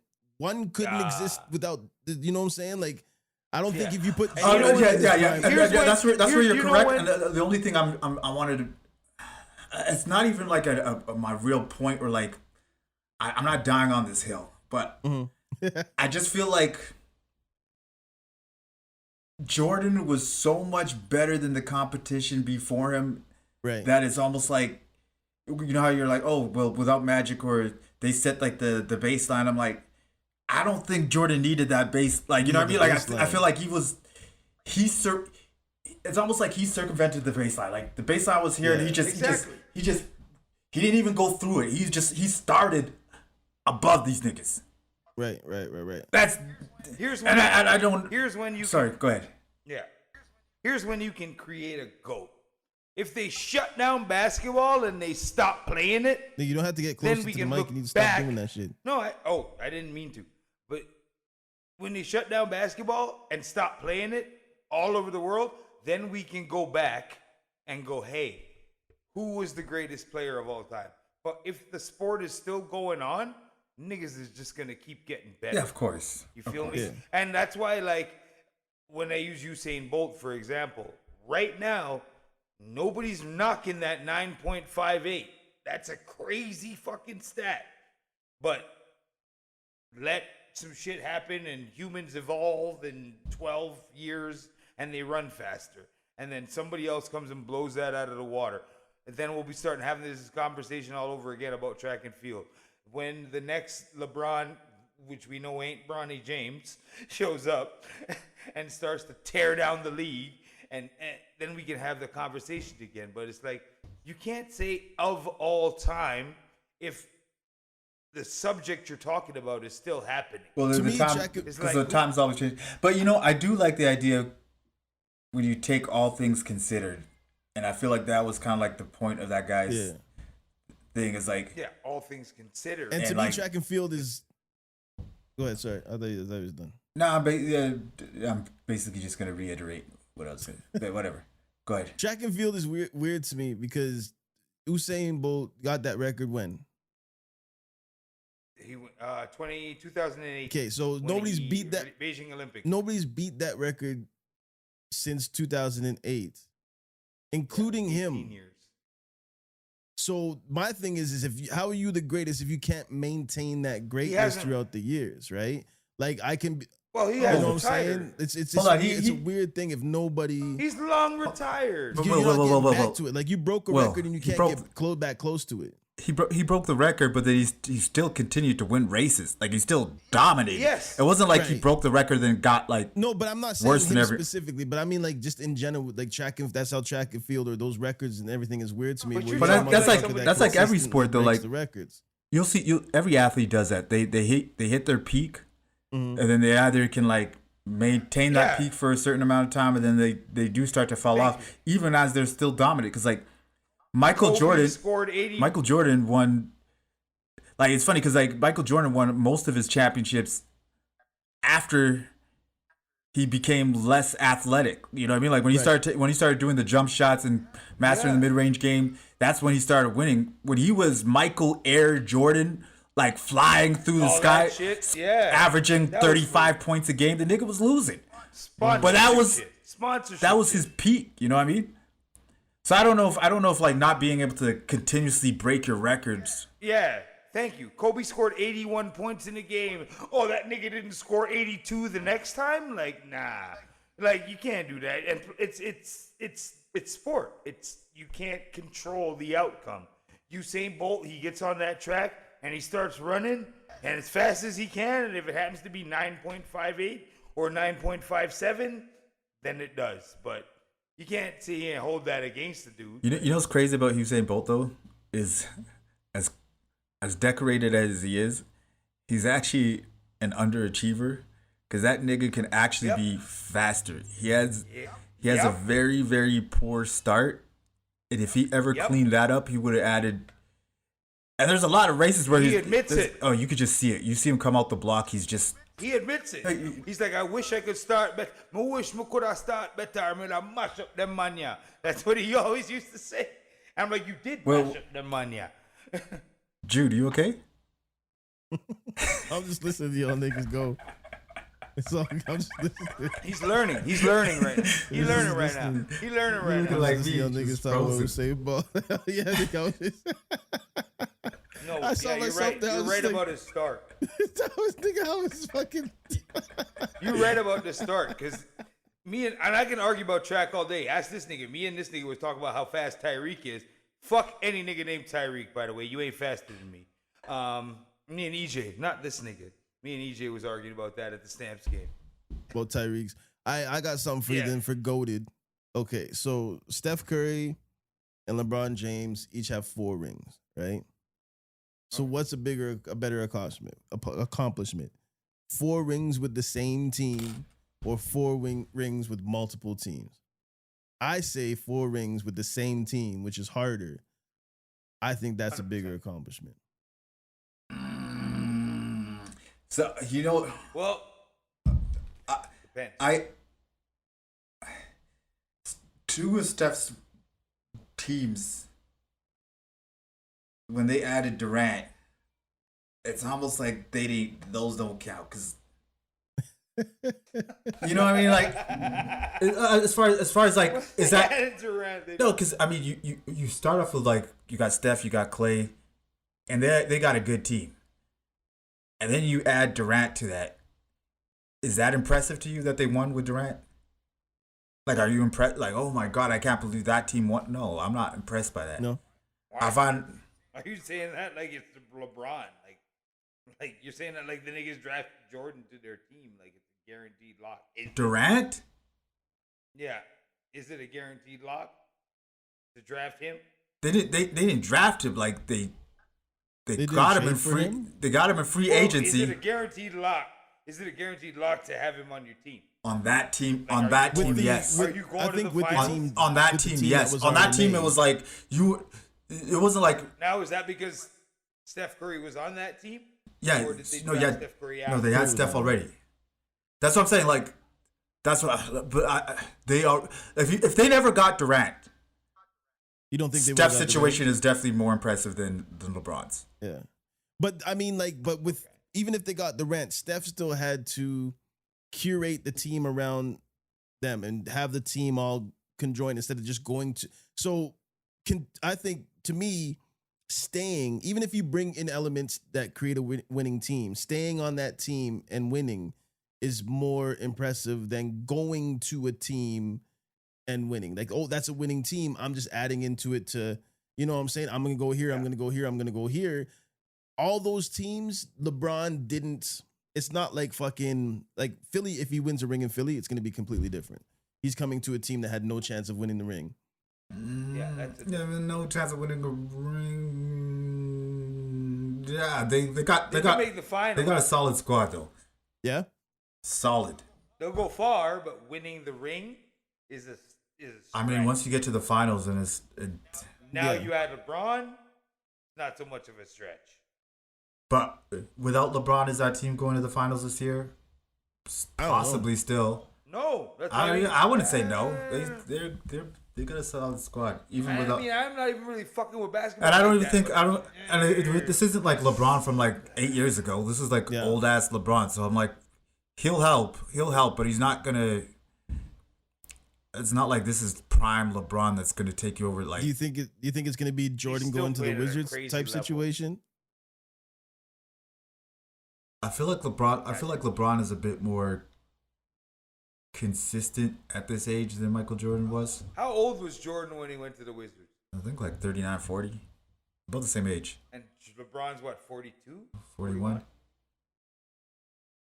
But you gotta, I don't know, man. You gotta get that man. Back to this. Like, that's you have to. Crazy level. But back to the Steph thing. Keep in mind, Steph only has, out of his 4 rings, he only has 1 Finals MVP. Mm-hmm. So on those 3 other rings, there was a better player on the team in the finals than him. Right. I mean, the first one's questionable, but who was the first one? Iguodala. Oh, okay. But yeah, when Mason was asking, you put Durant on that. Like before the year before they got Durant, they went 73-9, which was the record for like the best NBA record of all time. So you technically had like the best team of all time. And then you go add, at that time, probably the best scorer in the NBA. And then you want me to be impressed that you guys won a championship? It's like, now what else the fuck are you going to do? If you don't win, that's crazy. Mm-hmm. So that's my 2 cents. So what yeah. About you, Cross? What you got? I mean, like I said, I wish I knew more about basketball, but from the sounds of it, I don't happen to be. All right. I ain't gonna lie. I ain't gonna sit here and pretend. Fuck. I'm just. But I'm actually trying, not pretending to learn. I'm trying to. Actually, but I do respect Steph more that like he didn't go around changing a situation. LeBron, I don't blame him, but I don't love that style of just like I'm just going gonna to it. Yeah. Yeah, and then I get to a team and I just GM it and you know. Mm-hmm. But it's funny because we don't want players to do that, but we don't have no problem when upper management does it. It's kind of yeah, true. They're bringing it. You have to build a team. Yeah. Yeah, so it's like, oh, it's okay when Pat Riley does it, but if LeBron does it, he's an asshole. Because if Pat Riley does it, he's building the team for. He owns this he's shit. building the team for the home crowd. Whereas LeBron is just jumping ship. You know what I'm saying? So it's like you have an army and you're just building a better army rather than just defecting to the winning side every time you get into a conflict type thing. You know what I'm saying? Thank you. But upper LeBron management can do it. Upper management, they work there and they're not going anywhere. LeBron can leave or get traded. So can management. Any player can just. So can management. I mean, yeah, but Pat Riley, what is he gonna do? Really? Because I mean, as a manager, it's your. Pat Riley doesn't own the Heat. Makes sense because as a manager, your job is to manage and create a better team, right? Yeah. So you got to manage that team. So if you're like, oh, because if the team's losing and you're like, well, I'm just gonna go to a different team, they're gonna look like, well, it lost because poor management. You know what I'm saying? Keep in mind. So when LeBron went to Miami, sure, Dwayne Wade was there, but like Miami wasn't like a great team. Like No, but then they draft Bosch with LeBron. Yeah, so it was. So he knew already. No, but it was LeBron putting together that situation. It wasn't like it wasn't like how Durant left his team, which was also crazy good, to a team that's just a little bit better than his, which was the best team. You know what I mean? Like, that's different. You know there was some backroom shit. There was some backroom shit that LeBron said, "All right, you signed me, then you're gonna let me pull in who I can pull in that's gonna make this." Nigga, you know there's definitely backroom shit, right? But even Steph Curry could, like, even other basketball players could do the same thing, staying with the team that they're with. They could go up to upper management like, "Yo, if you want to keep me here, I need you to go do this." A lot of them can. And even think of what's his name? The guy that just won the Jalen Brunson. New York just won, right? Yeah. He went to management. He's like, "Yo, I need this guy, this guy, this guy. You can even slash my salary, get me my guys." And maybe some guys did that. Do that salary slash business. Some guys might just say, "Hey, yo, I want this guy, this guy, this guy." Management says, "Yo, we can't afford that," and they're like, "Well, then fine, I'll skip somewhere." Yeah, but like, you know what I mean? Like, but then that's their own prerogative. But like, I just feel like LeBron does the same thing any general manager does, and he doesn't necessarily go to teams that are already winning. Like when he went to Miami, he had to bring us. Dwayne Wade was there, and it was actually a rookie coach at the time. Shit with him. He had to bring shit. Like when he went back to Cleveland, yes, Kyrie was there, but he was like I think he was like in his second or third year, and Cleveland didn't have a great record. He had to bring Kevin Love with him. He had to bring somebody with him. When he went to LA, LA was shit. He had to go there, work with a bunch of rookies, get them all traded the fuck out, and then he brought his guys in. Because you gotta remember, sometimes the teams that are the like most popular and have the winningest record ain't the teams with the most money, or ain't the teams that are worth the most. For a long ass time, as with Hayes, the Raiders were the most valuable team in the NFL for a long ass time and ain't won shit for a while. The only reason though is because they sold out every game, their fans were loyal, and they stayed making money, right? So sometimes you just gotta go to those teams that have the money to get what you want. You know what I mean? And then you can go to like a team and say, "All right, bring in this guy, bring in this guy, and bring in this guy." I mean, I don't even think with LeBron it was really like a money thing. I feel like he just needed to get the guys that he wanted, and anywhere he goes, they'll find the money, or people will give up money to go play with LeBron. So I don't think it's like a money thing on that side. I think LeBron just wants to win, and he wants to solidify his legacy and play. He just wants to be that. He wants to be the guy that they can say is better than Jordan. Yeah. And I think he's obsessed with that. Yeah. I think he's obsessed with being better than Jordan, and that's why he ain't left yet. He's just going to keep sitting here and trying to win rings and just keep going. He's trying to be like motherfucking Ric Flair of wrestling and shit. Overstay his motherfucking welcome and just win too many damn titles. All right. Pussy's drying up. So I got a question for y'all. So fuck the current events, because I wasn't paying attention to shit. I got one last question for y'all motherfuckers. Would you rather be a rapper that had an incredible 3-album run and then completely fell off, or a consistent yet modest 20-year run? The latter. Easy. Consistent, modest 20-year run. Who has a modest 20-year run?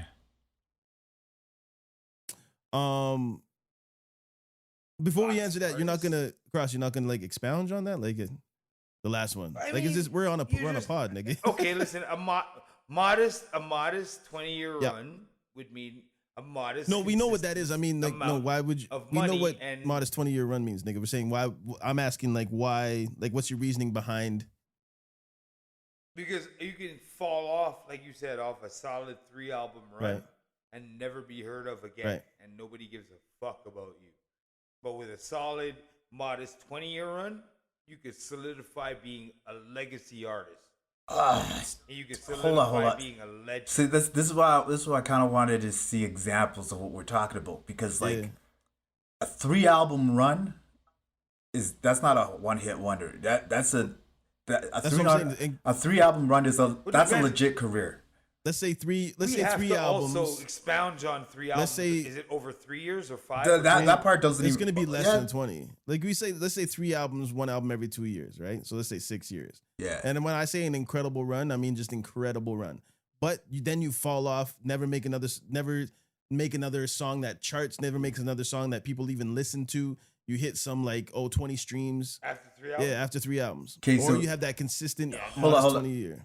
You know what? I want to hear who you think has a modest 20-year run, and then my artist that I'm thinking with I think they only have 2 albums. Yeah. I'm not even thinking of a 3-album person. I'm thinking of a 2-album person, and I want to see how they match up. So we'll say Tech 9. You know what I'm saying? Tech 9's not hitting the Billboard top 100 or anything like that. Currency, 100% Currency. I'd say 20-year run, consistent yet modest. E40 up earlier. Okay. E40, I think he has a good consistent 20-year, even more than 20 years. You know what I'm saying? He's had a couple of songs that charted, but he's not because if you comparable, he's not rap top upper echelon. Blah blah blah. Okay. The Roots. I got Ghostface. The Game. Fucking, there's artists that have just nigga. I'm I'll take my 20 years just chilling in and being known, and nigga, we can name artists that suck. Jim Jones has had a modest 20-year run. You know what I mean? He's still making his paper. Okay. I'm good with Okay, so you wouldn't trade that for 50 Cent, DMX type. Those are the 2 I was thinking. The 3 albums. And then fell off. But I honestly think 50's run is a lot longer because are we talking just music or are we talking business wise? Because 50's well, fine. that's what I'm saying. 50's completely fine. Hold on, that's what I'm saying because that 3-album run can set you up for So you don't even have to make music really after that. If you knock those 3 out the park, I mean Snoop did it with 1. Method is at a consistent 40 or 30-year run right now. Method Man. So the thing is what? So I'm good with if give me Method's career and over DMX's. Come on, over DMX's or Fifth's. So this is a question of if we're adding everything else. A question of how long do you want to stay in the music industry? You know what I'm saying? Because you're saying you want a consistent, modest 20-year run. You want to continuously be seen modestly and known in the music industry. And when you say Math, he had let's give him 2 albums. He's not a consistent outside of Wu-Tang projects. Yeah, that's why he gets the 20-year run thing. Nah, but he doesn't. I don't think so. He don't get the album. I don't think he has modest. I don't think he has a 20-year consistent modest music career. I think he's just living off his old. Don't get me wrong. I still think he's a phenomenal rapper, but I'm talking about or even a Rick Ross, there's someone that can put out a track today and it will chart. It doesn't have to be number 1, but it will chart and you're gonna hear it everywhere. And do you really think that Get Rich Curtis and the Massacre are a solid 3-album run? Yeah, it's a solid 2-album run. I'm saying I'm. Well, he said 3. We ain't moving the goalpost. I'm moving. He said I'm shrinking the goalpost. That I'm saying. You can't. Why do you get to shrink the goalpost and I can't move? Hold on. He said, do you get a 3-album run or a modest 20-year career? Okay, you're giving me 3 albums, and I'm saying I can match your 20-year run in 2. So that makes it harder for my argument. You know what I mean? Yeah. And then you bring up something like Snoop that's doing it with 1. So I'm saying, I mean, if Snoop had 3 Doggy Styles, he's out of here. He's out of here. So the fact that he became Snoop Dogg with 1. I'm a consistency type nigga because I don't like the fall off. I don't like how it feels. I feel you. But the thing is, what are you falling off? Let me be E40. Let me be. But you said 3 albums and then it completely fall off. That's what the question is. That's what happened with Fifth. Fuck who individuals. That's what happened with Fifth, right? You got exactly. I don't like the fall off. So you don't. But if you don't like the fall off, then you want it. Well, Then it's I not might about, not be fifth. I might not but it's have not about the shit. but the incredible The fifth three half. albums. You could put that into anything, right? That incredible get it, three albums. So but- if you don't like the fall off, you want to be seen you want to be seen as a music artist for 20 years, a 20-year modest run. Or why not? Nigga, that's not. I'm asking myself the No, question. I'm just asking the question outside. I'm not asking because that you may niggas, not be yeah. something that you want for 20 years. It's just you just known now. You're pigeonholed as just the person that makes music. There's nothing else outside that lane for you. Maybe right now, as I know myself, there's other things I'm doing, so I won't really get pigeonholed like that, you know. But let me get a 20-year run and let me be E40. Let me be, you know, like the Roots. Like, I got no problem with doing something I love for 20 fucking years straight and making a consistent amount of money for it. Not this, oh, fuck, I'm the hottest shit in the world. Oh, niggas don't like me. Oh, fuck, I'm the hottest shit in the world. Oh, niggas think I'm alright. You know what I mean? Let me just, hey, if I make it to the hottest shit in the world, will I fucking complain? No, probably not. Like, you know what I mean? Let's be real. But what you're asking me, sitting in my fucking apartment, what I could be content with? A solid, consistent 20-year run in the music business that I love? I don't find no problem with that. I don't think anyone has a problem with it. We're just kind of debating what is more ideal. Because everyone would love to be. Do you want to be Jay-Z, Michael Jackson, or do you want to be fucking I don't know, name some random person just making music right now from the 80s? Boy George. Like, do you want to be Michael Jackson or Boy George? Duh, the answer is fucking Michael Jackson. But you know what I mean? But at the same time, Boy George ain't broke. True. Like, I don't know. Like, you know what I mean? Like, there's.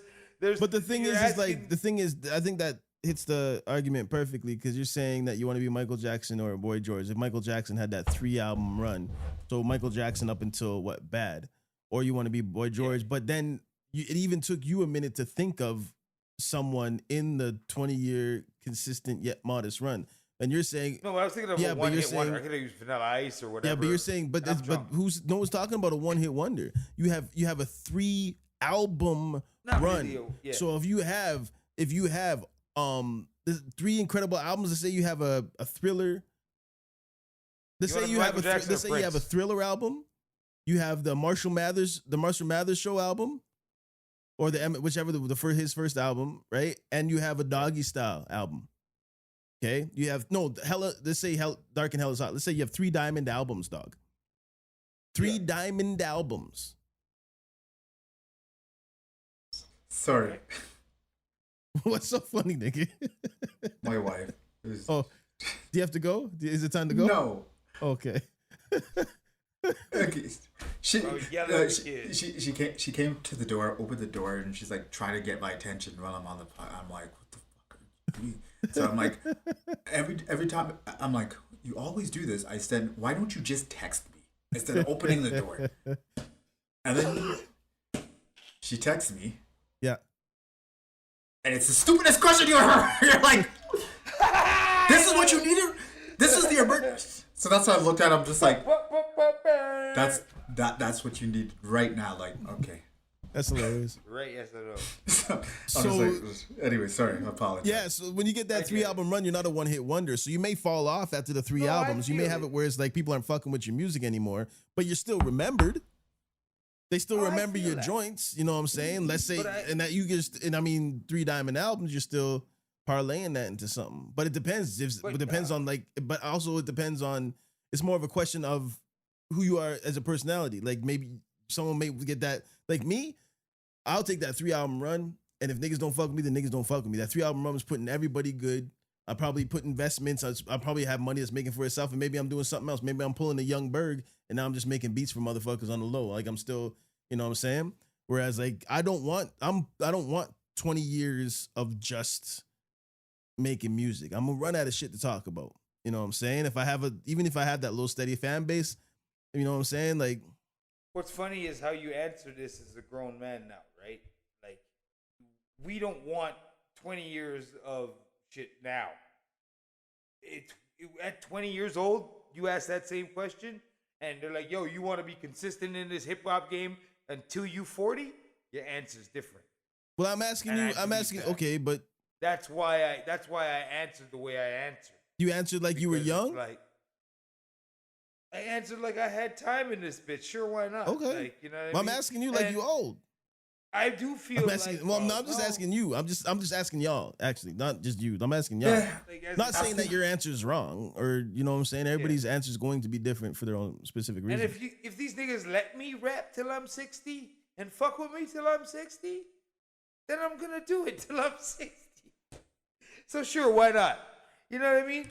I think everybody would love to be consistent and have longevity. That's an easy no-brainer. But the question is like, would you prefer longevity at a mediocre stage, or would you prefer a shorter? I'm not talking like one-hit wonder, but like still a very extremely fruitful career for a limited amount of time, versus mediocrity for a longer period. And me personally, I think I'd rather be top of the game for 3 albums. That's significant enough for me.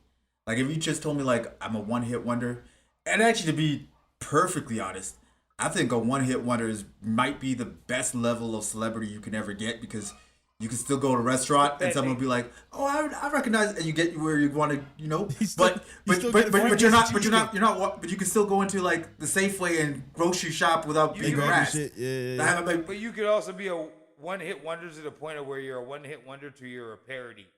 Like there's one-hit wonders where there's like one great, like when you're Rick Astley, you're a one-hit wonder to a like. Okay, that's a good song, but then you become. You're talking about like the integrity and like the actual like value of your art and how you. I'm talking about like if as a celebrity, I think a one-hit wonder is like the perfect amount of celebrity that I would want. You know what I mean? But I mean, even look at. I would never want to be like the guy that can't go outside without getting mobbed. Yeah. I don't want that life. No, but even look at Afro Man. Afro Man is a parody, but he owns the rights to his shit, 100%. That was a purposeful. So even though anybody, so people make fun of him or people would play his shit as jokes or anything like that, he still gets paid off of it too. You know what I'm saying? And he's a one-hit wonder. He did it on purpose though. He made that was a parody song. Vanilla Ice was being 100% serious in Ice Ice Baby. And now he's a fucking parody. And not because of political bullshit. That fucking song is a parody song. Yeah, now. but you can't pick and choose. Use it you as can't pick and choose one-hit wonders. White rapper song. Yeah, but still, a one-hit wonder is a one-hit wonder. I'm not picking and choosing one-hit wonder. No. There's one-hit wonders that are just good one-hit wonders. Fucking Return to the Mac is just a good one-hit wonder. Like, it's just, everybody loves that song. But Vanilla Ice is used as a joke. That one Ice Ice Baby is used as a joke parody for the parody white rapper song. Right. You feel me? Yeah. As far as like art and quality and like integrity, I definitely would love to have a body of work that was considered some of the greatest work ever done, versus like that nigga was aight and he's still aight. He cool. Thank you. But it goes to being Method Man or 50 Cent. Like he said in the question, I don't think that's a good comparison, because I feel like Method Man does not have like a 20-year, like maybe if you said Ghost, I don't think like in music. I think Method had like Ray. Not even Jadakiss. Jadakiss isn't mediocre, and it's not mediocre, but that's when you say consistent and modest. That that you're mid. I'm saying it's either 50 Cent or Riff Raff, dog. Well, I don't ever want to be not Riff Raff. I don't ever want to be mid. No, fuck that. Then it's 50. Riff Raff has. Who are your first? Let's say Currency. Yeah. 50 Cent of Currency. It's like Currency's very just like there, right? It's very consistent but modest. He's not top of the charts. You know. Actually, I like the example of Tech Nine even better, because Tech Nine is nigga. Why are you saying thank you? I said it. Tech Nine is super consistent. Is the point. Definitely did not like break that threshold of being like a mainstream superstar, but like, very successful as an artist consistently. Now he's not 50 Cent rich, but like he's rich. Like he's rich. He does really well. Rich. And I would take 50 Cent. Hey yo. Of course you would. Nigga, You would take 50. How would you take 50 Cent, dog? How would you take owner him? of Walmart? Like, would you take all of them? Would you take all of them? Did you say Bill Gates is the owner? That? Like, what do you say? Like, those are. Do you want to be Elon Musk or do you want to be fucking like? There's levels to richness. And No, but I'll say Walmart and Bill Gates are like the same level. I don't fucking know, nigga. I'm just throwing out names, nigga. Would you want to be? I leave that to you, rich niggas, to know each other's bank accounts. You want to be Walmart or you want to be Sands, nigga? Which one do you want to be? Well, you want to be 7-Eleven or you want to be Winks, nigga? Which one? Is Sands a thing? You know what? Though? Yeah. So do you want to be 7-Eleven or you want to be Winks? You know what I mean? Like Winks. If you gonna give me options, but everybody want to be the richest. Period. But yeah, you know what I mean. It's like period. But I mean, with I wish I had enough money to not give. It's not even for me. For me, it's not even about the money though. Like, I feel like 50's been able to leave a bigger impact on culture. He's, it's just the gratification of like your art being perceived at the highest level. And I'd rather do that for 3 albums than to just kind of be there and not to shit on, a consistent rap. Are they really perceiving those 3 albums at the highest level, or 2 even? What? Get Rich or Die Trying or The Massacre? Get Rich or Die Trying is a crazy album. You don't think The Massacre? Like, Massacre's okay. Massacre. I mean, the Massacre isn't Get Rich or Die Trying, but Massacre is incredible. That's the thing, and I have like. And that's how you know it's good, because like you have to compare it to that. Yeah. I don't compare it to that though. What do you compare The Massacre to? Tell me none of 50's albums.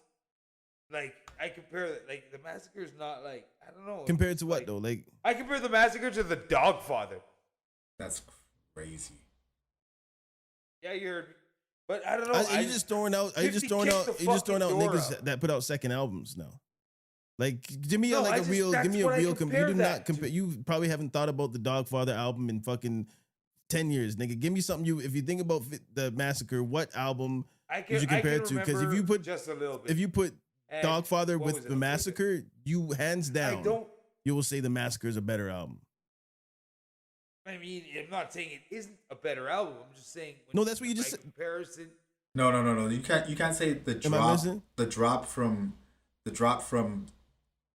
Doggy Style to the fucking Dogfather is equal to the same as Get Rich or Die Trying. I don't know. That's crazy.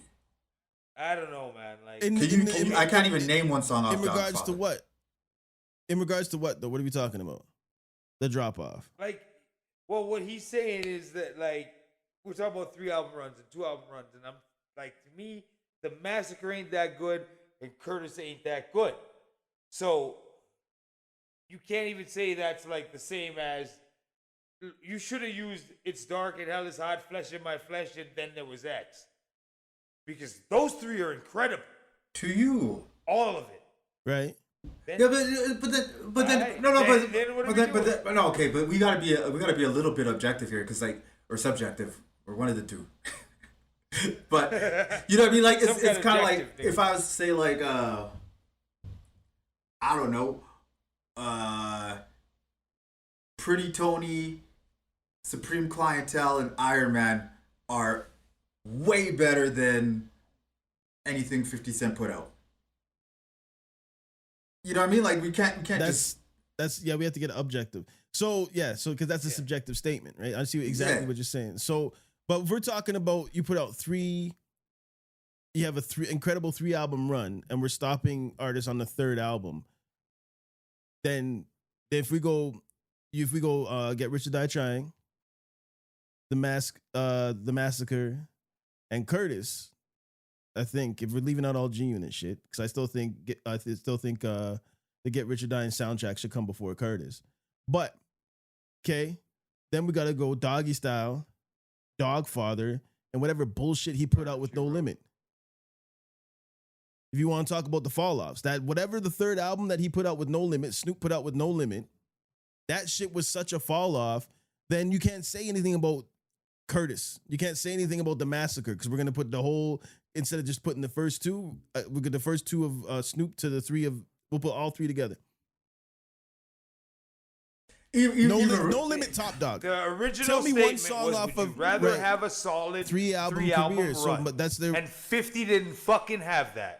Yeah, and I would take How did 50 not 52 have album. a solid 3 album? Because Curtis was garbage. Okay. Because Curtis was garbage. And you're right. And I would still take. So what are we talking about? I'll tell you what we're talking about. I would still take 50 Cent's 2 album run to the 20 year. We're moving the goalposts now.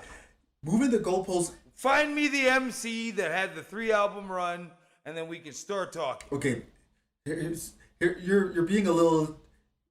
And Nas did it, but it wasn't his first. Here's the thing too. Because King's Disease was crazy. What do you mean it wasn't Nas's first? Hold on. Maurice. When you're complaining about us, first 2 again.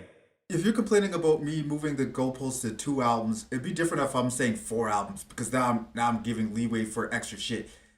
We're comparing 3 albums to 20 years.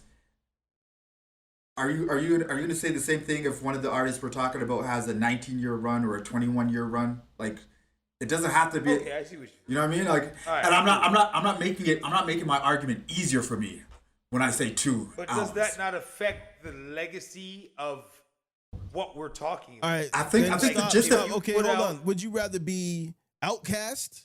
Would you rather be Kanye motherfucking West? Kanye West. First 3 albums. Right there.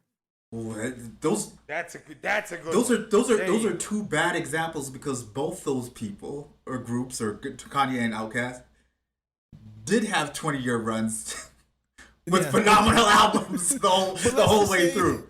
That's unfair. Would you rather? But those first 3 albums for you specifically, let's say comparable then. And then they fell off after those 3 albums. Done. Done after those 3 albums. Yeah, I'm taking those 3 albums. Taking those 3 albums. Yeah. All day. The first 3 Outkast albums, the first 3 Kanye albums. I just looked it up. I had to look up the best. I just looked up 3 album run in hip hop, and fuck, Reddit is a fucking beast on these things. Dog. They don't play. Tribe Called Quest. Yeah. First 3 albums. There you go. Kendrick Lamar, Good Kid, Mad City, Pimp a Butterfly, and Damn. Yeah. See what I mean? Like, but then again, those guys, Tech Nine is. I love Tech Nine, but have those first 3 albums not maneuvered them into a consistent, now what's about to be a 2-year and that's why I didn't like those examples of the guys that had 3 solid albums, but then continued. But we're talking Kanye can do what he But that's wants. why I like the idea of like looking at people that had a definite fall off after their first, at least to their 3 after the 3rd album. Yeah. But like we were saying, there's like artists that like we look at and we're like, yo, this nigga's ingrained in the culture, you know what I mean? And I don't know if I feel like I don't know if I want to be that guy or if I just want to be rich. You know what I mean? No, it doesn't have to be rich. What if we look at M? What about we look at Eminem? Eminem, I just Googled it again. We had 3 album run with an incredible fall off. Because he had Slim Shady, Marshall Mathers, and an Eminem show. Crazy. Then he came out with Encore that was just nobody really fucked with Encore. So how do you they did though. Here's the crazy thing. You know when they did because of his name. I don't think listen, there's hip hop fans who buy hip hop for hip hop because we love the music, right? Like me, you, him, obviously. And then there's the fans who buy it because it sounds good and it's something they want to rock with right now. And that was a lot of Eminem fans. When he put out those albums and fell off, we, as the hip-hop fans, were like, nah, dog, this ain't it. But the people who just fuck with Eminem bought it anyway. Okay. That's where I think that your idea of people still fuck with it came from. Because well, no, I'm just saying his run, even if the albums were not there quality-wise, the run was still there. Like, you know what I mean? Like, he didn't have a fall off on the run. He was still running the game, right? With subpar music for his caliber, I'll say. You know what I mean? Because like, if we go, let's say Outkast then. So Outkast had AT Aquemini, Stankonia. After that, I mean, Speaker Box and Love Below kind of takes him out. Yeah, it was one of their greatest albums, but it kind of took him. But it kind of took him out of because it wasn't really an Outkast album. It was a Big Boy album and then a Dre album. Outkast really hasn't put anything out after those three, unless you talk about what's that Idlewild, which was. And that was still kind of separate. They were separate on that. Idlewild for the most part, yeah. Yeah. Maybe I don't know. I can't think of anybody that's had a 3-album run and then fell. Like completely fell off. I can't think of anyone. And I think about it like this: how do you fall after a 3-album run?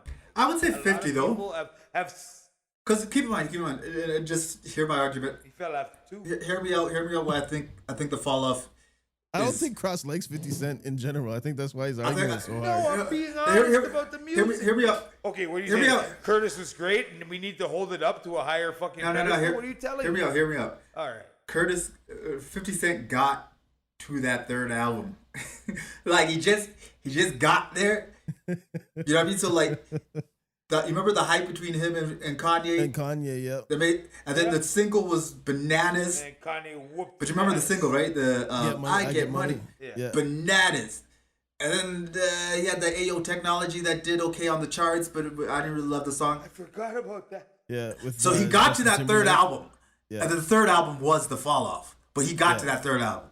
But so I'll give him that. Curtis has some good songs. Like you still got that song with him and Akon, Still Kill. AO Technology is trash. I don't like that song. It starts off, you're like, this is hard. And then all of a sudden the beat kicks in. You're like, what the fuck is this Nintendo ass shit? But yo, I Get Money is still on the gym playlist, dog. Yeah, and I still think the album sold like 800,000 or 1 million copies first week. So it's still part of the run. Like, was it a great album? No, but it was part of the run. Yeah, so he had a good 3-album run. His 3-album run was still, yeah. That's my argument for it just got there, but it's still part of that run. And then what was DMX's 3rd album? Nobody's touching that. And then there was X. Nobody's touching that run though, because that 3-album run, the first 2 were in the same motherfucking year. No, that doesn't make. Who cares? Yeah, and 50 Cent. It's still 2 albums. It's still 2 albums. No, bro, that's crazy. It's still. It doesn't take away. It doesn't take away from his. It doesn't take away from his years. You can't add to it. You don't think it doesn't take away from. Okay, you know what? Fuck X. This nigga say that. What, nigga? No, because bro, if you say I'm trying to give the man fucking props, and you out here arguing because you want a podcast. Okay, and fucking Mr. Christie makes good fucking cookies, nigga. Who gives a fuck about when the fucking albums came out, man? Exactly, nigga. That's my point. What I'm saying is, just because the 2 albums, X had an incredible 3-album run, just because the 2 albums came out in the same year doesn't mean shit, nigga. That doesn't add add to the incredible run because it's still a 3-album run. Those 3 albums could have came out in the same fucking year. The argument isn't when the albums came out. It's just that he had an incredible 3-album run. It doesn't add to it, dog. It doesn't add to it. Who's arguing? It doesn't add to it. It doesn't add to it. Yes, it does. That's a it great doesn't feat. add it's to like the breaking the world record twice in 1 year. It's a great feat. Okay. Let a nigga it doesn't show some it doesn't add to it, dog. It doesn't add to it, dog. It doesn't add to it. God damn. It fucking adds to it because I fucking said it does. Okay. Continue. Anyway, so it doesn't add to it. So I mean, putting out in the same year is cool. Fuck. It's cool. But then we can talk about it's cool. Nigga, calm the fuck down or have another drink or mute yourself up or something. Anyways, you can talk about the 3-album run of DMX, and then there was X is really not that good of an album, right? That was the beginning of the fall off too. So that's about the same type of was it the same type of the same vein as Curtis. Was it I'll give that 3rd album part of the run if it was significant. Wow. If it was significant coming out, like was there a lot of hype behind it? Was it part of the run still? Like was he when that album dropped, was he still on top of the world? And then there was X. I don't think so. Was he? I can't. What song? And then there was X. I gotta look. I feel like was that the yeah, but he still had. That's the one that had X. But that had X Gonna Give It To You, which was a hit. Is that on that? Yeah, and then. Yeah, I think he still might have. He still might have been that guy at that time. And then usually it's that 3rd album. You're like, oh, okay. He does. This album's not what it is, but like, he's still the guy. Yeah, he was still X. Yeah. Yeah, and then there was X. It's not a good album though. Same thing with Curtis. That's kind of like the fall off. Curtis was a good album. No, but when it came out, 50 Cent was still the guy. He was on top of the world. He was that guy. He wasn't even the guy. He was that guy. Yeah. To the point where they had that fake ass fucking him versus Kanye thing. That little head-to-head beef. Yeah. You good, nigga? You out your feelings? No, I just took a piss, nigga. What you about? Oh, I didn't press send on that. I put it in the chat. That was never mind. Long line. But yeah, so does Nelly? I don't. Did he fall off? No, he didn't. Nah, I feel like even with Sweatsuit, he changed genres and then did something else for a minute. I mean, Nelly went country for a minute. oh yeah, he had a couple of songs with what's his name? Well, with Tim McGraw, and then he did that like country girl, that whole country thing that he was doing. Nelly had Country Grammar, Nellyville, Sweat and Suit. Yeah. I mean, and I think that's the same thing. Sweat and Suit, which was a double album, kind of was the beginning of, there was hype around it, and then da-da-da. I mean, usually the fall off happens during the third album. Yeah. I got a question. How about this? For fall off, and I mean, it doesn't count, I mean, but it does. What about Pop? Do you think he had a 3-album run and kind of fell off with like No, he died. No, it's not I think his first 3 albums, like, no, because you know what? You're right. He died after his third album. No, he's actually, no, not even new. He had about 4 before he died, but I think No, dog. He had you know what? strictly. He said strictly for my niggas. Tupacalypse Now. Yeah, oh no, right, fourth you're album. right. You're right. That No. is- Strictly for my niggas. Tupacalypse Now. All Eyes on Me. Or no, then Me Against the World. Then All Eyes on Me. I'm actually talking Yeah. shit because his albums consistently just got better. Yeah. Which is And I'll have this debate with anybody. Me Against the World is a far better album, in my opinion, than All Eyes on Me. Me Against the World is fucking. Introspective Pac just there hits is me. a Pause. Like lot of filler. There's a lot of filler on All Eyes on Me. All Eyes on Me doesn't sound like Pac. If you listen to his whole discography and then you listen to All Eyes on Me, you think it's a whole different person. It does, because he was angry. And I mean, I understand why. The man just came out of prison. Nobody had him. This nigga that bailed him out came, and he was just releasing motherfuckers. He got shot. energy. But Pause. because if you look, you know what I mean? But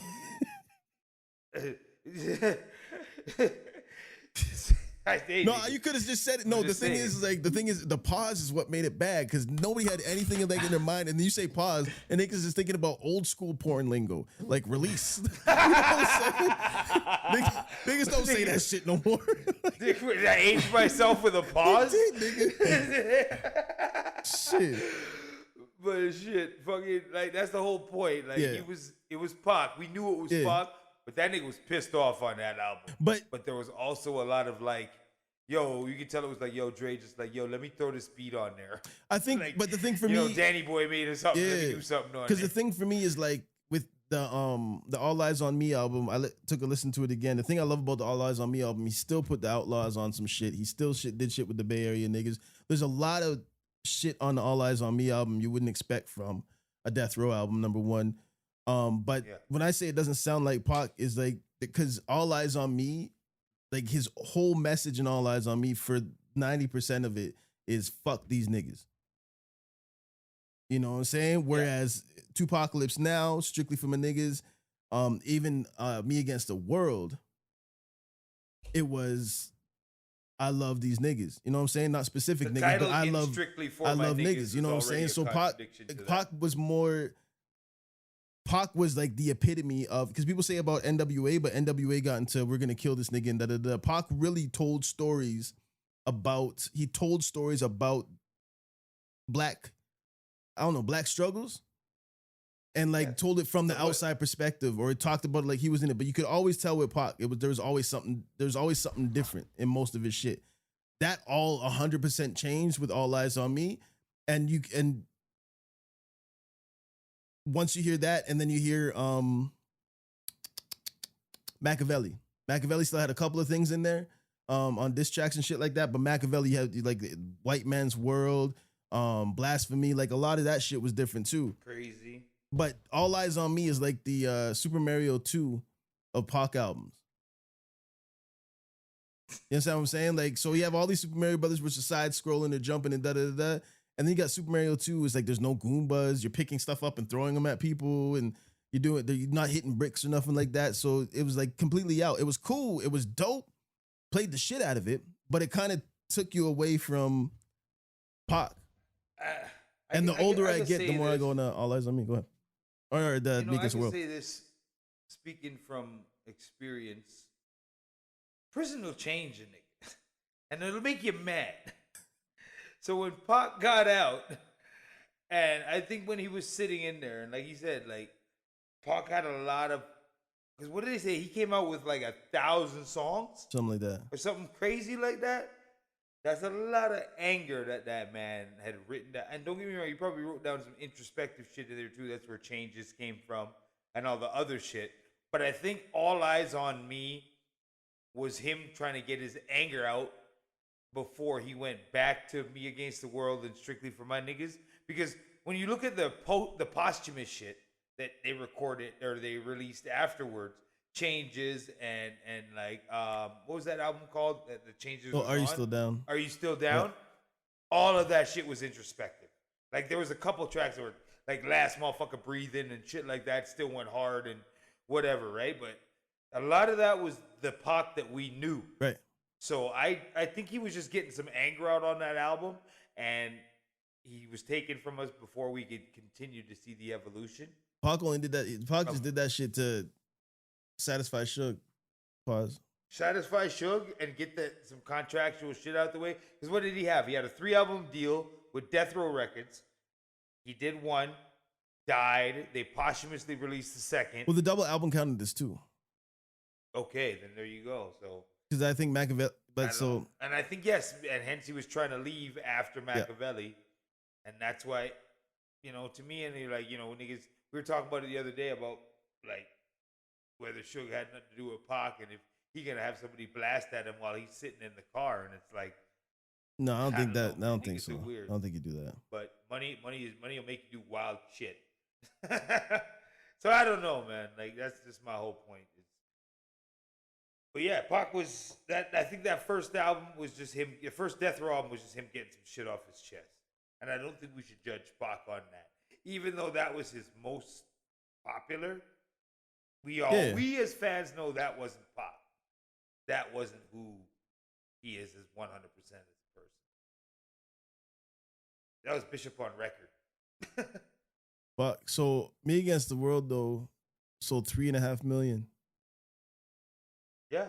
I don't know how much it did in the first week. I gotta check, but that was right before was it Above the Rim soundtrack or Bad Boy soundtrack? That was before, and Above the Rim soundtrack was before that, right? Above the Rim soundtrack, yeah, but that was before. That was during the. That was during Me Against. That was in between Strictly for My Niggas and Me Against the World. Yeah, that was the lead because he had the track that was on that soundtrack. He had Pain. That was the lead up to. I think he had 2 songs on there, Pain and another one. Yeah, 2 songs, and they were both on Me Against the World, right? Something like that. It was like a lead up. It was on the soundtrack, and it was his lead single. Because Dear Mama wasn't the lead single, was it? No, it was Me Against the World. I think Me Against the World was on the Bad Boy soundtrack. Oh, okay. We got If I Die Tonight, Me Against the World, So Many Tears, Temptations, which was another single. Yeah. Young Niggas, Heavy in the Game, Lord Knows, Dear Mama, of course, Ain't It Easy, Can You Get Away, Old School, Fuck the World, and then Death Around the Corner. Yeah. That's crazy. All of those could be singles, bro. Easy Mo B on a lot of these motherfuckers. That's the thing about Pac's music was crazy, bro. Every single one of those could have been released as a single or a video. I know them. As soon as he named them, I know them. That's legacy shit. All right, motherfuckers, we hitting that 2 hours and 20 minutes. Fuck sakes, thinking about what I'm trying to say. Words, nigga, words. Let them know where they can find y'all, motherfuckers. Google me, baby. Yeah, you can hit me up anywhere. Mason XROSS. Don't fuck it up. Facebook, Google me up, XROSS. Sorry, Mason XROSS. Let me get it right. Hit me anywhere on Instagram as well, Mason XROSS82. Mason XROSS on motherfucking Twitter. I'm here. I love y'all. Or you can find him at the mango juice store. Where his motto is preferably Del Milo fucking Monte. Here, I'll put it in French for you since we in Canada. Del Monte Preferably Mangui. you get me the Mangui. Hey, you forgot. You got one more. We need it in Punjabi. Yeah. Oh yeah, hold up. Just give you the flags. All these languages you can get this shit. This is my country for y'all. We love everybody around here. Welcome to Mason Cross's Mango Store, where our motto is, hey, you see what a mango look like? Fuck you think the juice gonna look like, nigga? You think this is a game? This ain't a game. This is real life. I want all the smoke. The podcast that ain't afraid to speak the truth, motherfuckers.